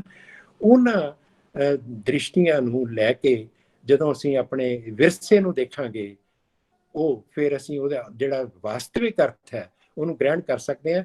ਅੱਜ ਦੇ ਪ੍ਰਸੰਗ ਵਿੱਚ ਜਿਹੜਾ ਗੁਰੂ ਤੇਗ ਬਹਾਦਰ ਬਾਣੀ, ਉਹਨਾਂ ਦੀ ਅਦੁੱਤੀ ਸ਼ਹਾਦਤ ਬਾਰੇ ਜਿਹੜੀਆਂ ਥੋੜ੍ਹੀ ਜਿਹੀ ਗੱਲਾਂ ਮੈਂ ਤੁਹਾਡੇ ਨਾਲ ਸਾਂਝੀਆਂ ਕੀਤੀਆਂ ਨੇ, ਇਹ ਮੇਰੇ ਮਨ ਦੇ ਉਬਾਲ ਨੇ ਜਿਹੜੇ ਮੈਂ ਤਕਰੀਬਨ 50-60 ਸਾਲ ਤੋਂ ਮੈਂ ਇਸ ਵਿਸ਼ੇ ਨਾਲ ਜੁੜਿਆ ਹੋਇਆ। ਤੇ ਮੇਰਾ ਮਨ ਕੀਤਾ ਵੀ ਮੈਂ ਕਿੱਥੇ ਲੈ ਕੇ ਜਾਣਾ। ਮੈਂ 83 ਸਾਲ ਦਾ ਹੋ ਗਿਆ, ਮੈਂ ਸੋਚਿਆ ਵੀ ਮੈਂ ਤੁਹਾਡੇ ਨਾਲ ਸ਼ੇਅਰ ਕਰਦਾ ਤੇ ਮੈਨੂੰ ਚੰਗਾ ਲੱਗਦਾ। ਔਰ ਮੈਂ ਬਹੁਤ ਮਸ਼ਕੂਰ ਹਾਂ ਵਾਈਸ ਚਾਂਸਲਰ ਸਾਹਿਬ ਦਾ, ਇਸ ਯੂਨੀਵਰਸਿਟੀ ਦੇ ਵਾਈਸ ਚਾਂਸਲਰ ਸਾਹਿਬ ਦਾ, ਸੈਂਟਰਲ ਯੂਨੀਵਰਸਿਟੀ ਬਠਿੰਡਾ ਦੇ, ਔਰ ਇਸ ਦੇ ਪ੍ਰਬੰਧਕਾਂ ਦਾ ਜਿਨ੍ਹਾਂ ਨੇ ਇਹ ਵੈਬੀਨਾਰ ਦਾ ਆਯੋਜਨ ਕੀਤਾ ਤੇ ਮੈਨੂੰ ਆਪਣੇ ਵਿਚਾਰ ਤੁਹਾਡੇ ਨਾਲ ਸਾਂਝਾ ਕਰਨ ਦਾ ਮੌਕਾ ਦਿੱਤਾ। ਬਹੁਤ ਬਹੁਤ ਧੰਨਵਾਦ। ਸਤਿ ਸ੍ਰੀ ਅਕਾਲ, ਨਮਸਕਾਰ।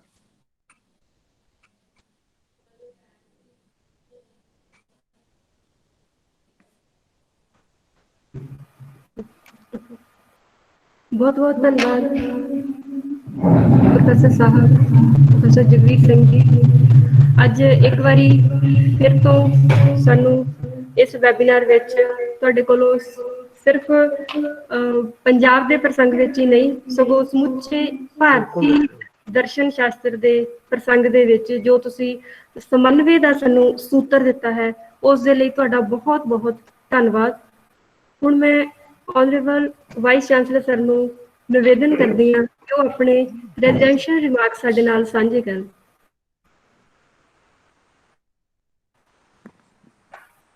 समूचे पंजाब ही नहीं बल्कि पूरे भारतवर्ष के एक बहुत बड़े बौद्धिक योद्धा प्रोफेसर जगवीर सिंह जी, जिनके सुविचारों को हमने लगातार 45 मिनट तक आज सुना, और आपने जिस तरीके से हमारे महान गुरु के उपदेशों और उनके द्वारा मानव समाज के लिए दिखाए गए रास्ते के बारे में हम सब लोगों का मार्गदर्शन करने वाले ऐसे प्रोफेसर जगवीर सिंह जी, विश्वविद्यालय के कुल सचिव प्रोफेसर केपी सिंह जी, हमारे विश्वविद्यालय के चेयर प्रोफेसर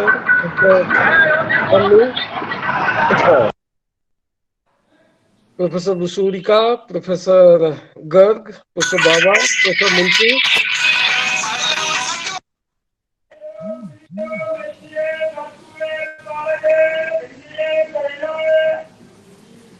और इस वेबिनार के माध्यम से जुड़े हुए सभी गुरुओं के भक्त, आप सबको सत श्री अकाल। हमने बहुत ही विस्तार में प्रोफेसर जगवीर सिंह जी को आज सुना और उन्होंने बहुत ही अच्छे ढंग से हमारे सामने इस विषय को रखा। मैं पूर्ण रूपेण आश्वानित हूं कि हमारे सभी श्रोतागण, विश्वविद्यालय के शिक्षकगण, पंजाबी विभाग के सभी शिक्षकगण, सभी विद्यार्थी और इस आभासी पटल पर जुड़े हुए सभी लोग लाभान्वित हुए हैं, और हमें अपने गुरु के नए पक्षों के बारे में, उनके नए उपदेशों के बारे में, उनके नए विचारों के बारे में हम सब लोगों को आज सुनने का मिला।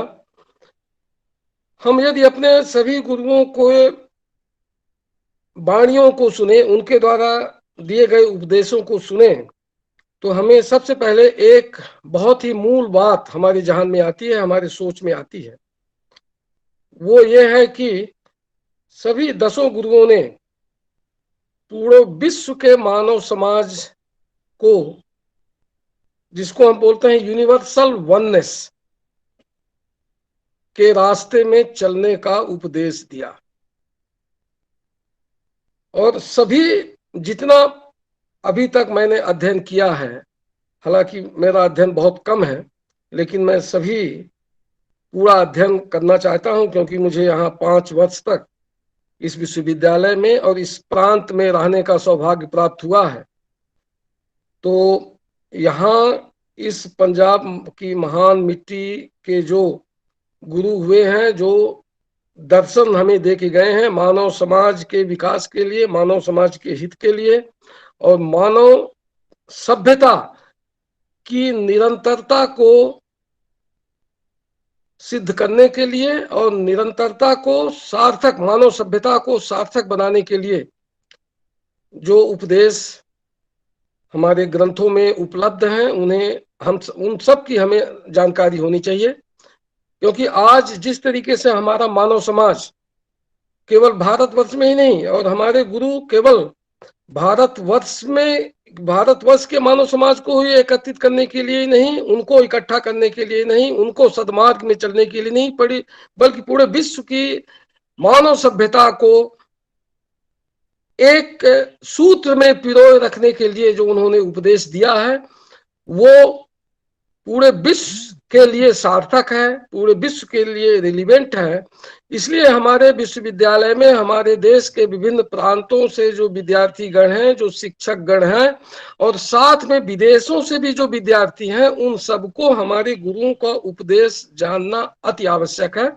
क्योंकि हम यहाँ पर कार्य कर रहे हैं और यहाँ हम जहां भी कार्य करें वहां स्थानीय लोगों में जो गुरु हुए हैं, जो महान संत हुए हैं, जो मार्गदर्शक हुए हैं, जो समाज सुधारक हुए हैं, उनके सब के बारे में यदि हम जानकारी लेंगे तभी हम पूरे भारतवर्ष को पहचान पाएंगे। और जब हम भारतवर्ष को पहचानेंगे तभी भारत के बनेंगे, और जब भारत के हम बन पाएंगे तभी दूसरे लोगों को भारत का बनाएंगे। और भारत की सभ्यता से जो विश्वव्यापी सभ्यता है, जो पूरे मानव समाज की कल्याण के लिए जो सभ्यता है, उस सभ्यता की ओर हम सभी लोगों को आकर्षित कर पाएंगे और पूरे विश्व के मानव समाज को एक मानव दर्शन जो हमारे गुरुओं ने दिया है उनको हम पुनर्स्थापित कर पाएंगे और अपने गुरुओं की महान गाथा को पीढ़ी दर पीढ़ी, सदी दर सदी आगे बढ़ाते चलेंगे। गुरु के उपदेश का जो सबसे बड़ा मूल मंत्र है यूनिवर्सल वननेस के अलावा, वो एक ग्रेट यूनिफायर, वो मानव समाज को जोड़ने का कार्य करता है। और आज सबसे ज्यादा आवश्यकता हमारे देश में, हमारे केवल देश में नहीं पर पूरे विश्व में मानव समाज को जोड़ने की है, यूनिफाइंग करने की। यूनिफाइंग फोर्सेस ऑपरेट करें तभी हमारी मानव सभ्यता संरक्षित रह पाएगी, सुरक्षित रह पाएगी और निरंतर प्रगति के पथ पर चल पाएगी। और इसके लिए हमें अपने सभी 10 गुरुओं का जो दर्शन, जीवन दर्शन था, उन्होंने जो एक फिलॉसफिकल फाउंडेशन मानव समाज के लिए जो दी, और हर एक क्षेत्र में सामाजिक जीवन का ऐसा कोई क्षेत्र नहीं है जिनके बारे में हमें हमारे गुरुओं ने मार्गदर्शन न दिया हो। तो एक होलसम लर्निंग पैकेज है, होलसम यूनिफाइंग पैकेज जो हमारे गुरुवाणियों में है, उन्हें हमें अपने युवाओं तक पहुंचाना है और उसके साथ साथ अपने युवाओं को, अपने जो देश में जो बौद्धिक योद्धा हैं जगबीर सिंह जी, ऐसे बौद्धिक योद्धाओं से अपने युवाओं को प्रेरणा दे करके उनको अपने गुरुओं के द्वारा बताए गए रास्ते में चलने का मार्ग दिखाना है, जिससे हमारी मानव सभ्यता का जो मूल मंत्र है वननेस, डुअलिटी में हम विश्वास नहीं करते। हमारी सभ्यता, भारतीय सभ्यता, विभिन्न देश के विभिन्न भागों में जो कल्चरल सिविलाइजेशन के जो बेसिक ट्रेट्स थे वो वननेस के थे, डुअलिटी के नहीं थे। और वननेस से ही मानव समाज का कल्याण है। और इस मूल मंत्र को, गुरुओं के मूल मंत्र को आज हम सब लोगों तक पहुंचाने के लिए, हम सब लोगों के सामने रखने के लिए मैं प्रोफेसर जगबीर सिंह जी का बहुत बहुत साधुवाद करता हूं। हमारे प्रोफेसर पन्नू साहब हमारे सभी कार्यक्रमों में बढ़ चढ़ करके हिस्सा लेते हैं और विश्वविद्यालय के सभी कार्यक्रमों को सफल बनाने में अपनी बहुत ही महती भूमिका निभाते हैं। उनको भी मैं साधुवाद देता हूं। और सभी श्रोतागणों को जिन्होंने अपना करीब 1.25 घंटे का समय 1.5 घंटे का समय इसको सुनने के लिए दिया। आप सबको साधुवाद। और पुनः मैं आप सबसे अपील करता हूं कि हमारे गुरुओं के द्वारा दिखाए गए मार्ग पर, रास्ते पर हम उनका अनुसरण करें, उस पर चलें और मानव समाज की सेवा करें। यही हमारे मानव अस्तित्व का मूल मंत्र यही है। जब हम मानव समाज की सेवा कर पाए और मानव समाज की सेवा करते हुए, इसी मार्ग पर चलते हुए ही हमें मोक्ष की प्राप्ति हो सकती है। और हम अपने गुरुओं को हमेशा हमेशा के लिए उनके दर्शन को, उनकी सीख को हमेशा जिंदा रख पाएंगे। यही हमारे जीवन का उद्देश्य होना चाहिए। इन्हीं शब्दों के साथ मैं पुनः आप सबका आभारी हूं। और मैं मानता हूं कि इस तरह के जितने भी अकेजन्स आए, चाहे प्रकाश पर्व हो, चाहे शहीदी दिवस हो, हम उन सब दिवसों पर अपने गुरुओं की सीख को, उनका स्मरण करें और उन सीख पर, उनके बताए गए मार्ग पर चलने की प्रेरणा लें, उस मार्ग पर चलें जिससे हम सबका कल्याण हो पाए। जय हिंद, जय भारत।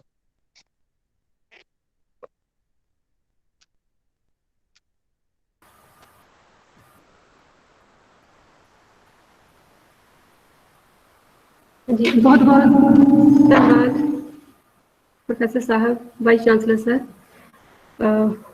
ਹੁਣ ਮੈਂ ਨਿਵੇਦਨ ਕਰਦੀ ਹਾਂ ਸਾਡੇ Central University of Punjab Bathinda ਦੇ ਰਜਿਸਟਰਾਰ ਸਾਹਿਬ ਕਿ ਉਹ ਵੋਟ ਆਫ ਥੈਂਕਸ ਦੇ ਲਈ ਆਉਣ। Thank you.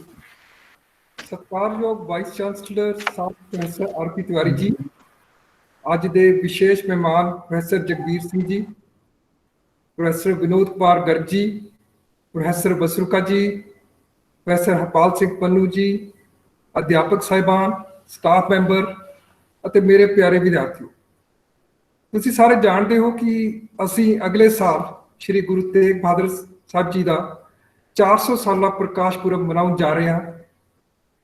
ਇਸ ਸਮੇਂ ਉਹਨਾਂ ਦੀਆਂ ਸਿੱਖਿਆਵਾਂ ਅਤੇ ਉਹਨਾਂ ਦੀ ਸ਼ਹਾਦਤ ਦੇ ਮਹੱਤਵ ਨੂੰ ਸਮਝਣਾ ਬਹੁਤ ਮਹੱਤਵਪੂਰਨ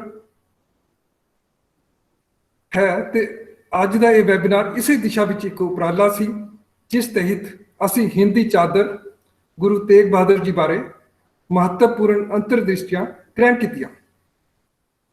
ਮੈਂ ਧੰਨਵਾਦੀ ਹਾਂ ਸਾਡੇ ਬਹੁਤ ਹੀ ਹਰਮਨ ਪਿਆਰੇ ਮਾਨਯੋਗ ਵਾਈਸ ਚਾਂਸਲਰ ਪ੍ਰੋਫੈਸਰ ਰਵਿੰਦਰ ਪ੍ਰਸਾਦ ਤਿਵਾਰੀ ਜੀ ਦਾ, ਜੋ ਗਿਆਨ ਦੇ ਆਦਾਨ ਪ੍ਰਦਾਨ ਕਰਨ ਲਈ ਲਗਾਤਾਰ ਉਤਸ਼ਾਹਿਤ ਕਰਦੇ ਰਹਿੰਦੇ ਹਨ ਅਤੇ ਜਿਨ੍ਹਾਂ ਦੀ ਪ੍ਰੇਰਨਾ ਅਤੇ ਸਹਿਯੋਗ ਅਗਵਾਈ ਸਦਕਾ ਹੀ ਅੱਜ ਦਾ ਪ੍ਰੋਗਰਾਮ ਲਿਖਿਆ ਗਿਆ। ਵਾਈਸ ਚਾਂਸਲਰ ਸਾਹਿਬ ਨੇ ਬੜੇ ਭਾਵਪੂਰਤ ਸ਼ਬਦਾਂ ਵਿੱਚ ਅੱਜ ਦੇ ਵਿਸ਼ੇਸ਼ ਲੈਕਚਰ ਬਾਰੇ ਆਪਣੇ ਵਿਚਾਰ ਸਰੋਤਿਆਂ ਨਾਲ ਸਾਂਝੇ ਕੀਤੇ। ਉਹਨਾਂ ਵੱਲੋਂ ਆਪਣੇ ਰੁਝੇਵਿਆਂ ਭਰੇ ਦਿਨ ਵਿੱਚ ਸਮਾਂ ਕੱਢਣ ਲਈ ਮੈਂ ਉਹਨਾਂ ਦਾ ਧੰਨਵਾਦੀ ਹਾਂ।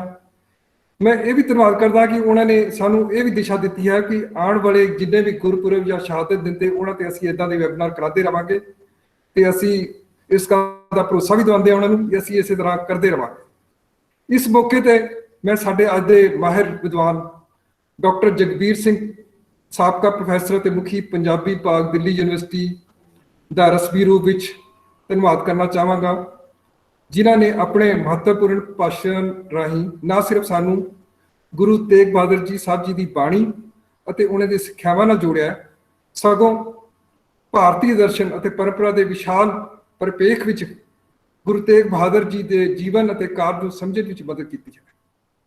ਬਹੁਤ ਬਹੁਤ ਧੰਨਵਾਦ ਪ੍ਰੋਫੈਸਰ ਸਾਹਿਬ ਤੁਹਾਡਾ। ਮੈਂ ਧੰਨਵਾਦੀ ਹਾਂ ਪ੍ਰੋਫੈਸਰ ਹਰਪਾਲ ਸਿੰਘ ਪੰਨੂ ਜੀ, ਚੇਅਰ ਪ੍ਰੋਫੈਸਰ ਗੁਰੂ ਗੋਬਿੰਦ ਸਿੰਘ ਚੇਅਰ ਦਾ, ਜਿਨ੍ਹਾਂ ਨੇ ਸਾਡੇ ਅੱਜ ਦੇ ਮਾਹਿਰ ਵਿਦਵਾਨ ਨਾਲ ਜਾਣ ਪਛਾਣ ਕਰਵਾਈ ਅਤੇ ਪ੍ਰੋਗਰਾਮ ਦਾ ਆਰੰਭ ਕੀਤਾ। ਮੈਂ ਧੰਨਵਾਦੀ ਹਾਂ ਪੰਜਾਬੀ ਵਿਭਾਗ ਦੇ assistant professor doctor Lakhvir Kaur Lezia ji ਦਾ, ਜਿਨ੍ਹਾਂ ਨੇ ਇਸ ਪ੍ਰੋਗਰਾਮ ਨੂੰ ਕੋਆਰਡੀਨੇਟ ਕੀਤਾ ਅਤੇ ਨਿਪੁੰਨਤਾ ਨਾਲ ਸੰਪੂਰਨ ਕੀਤਾ।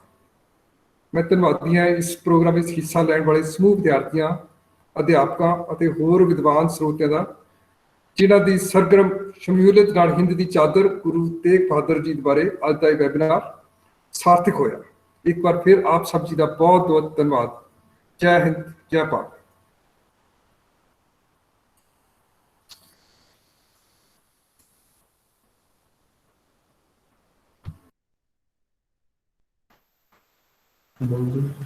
ਹੁਣ ਅਸੀਂ ਨੈਸ਼ਨਲ ਐਂਥਮ ਦੇ ਲਈ ਸਾਰੇ ਖੜੇ ਹੋਵਾਂਗੇ।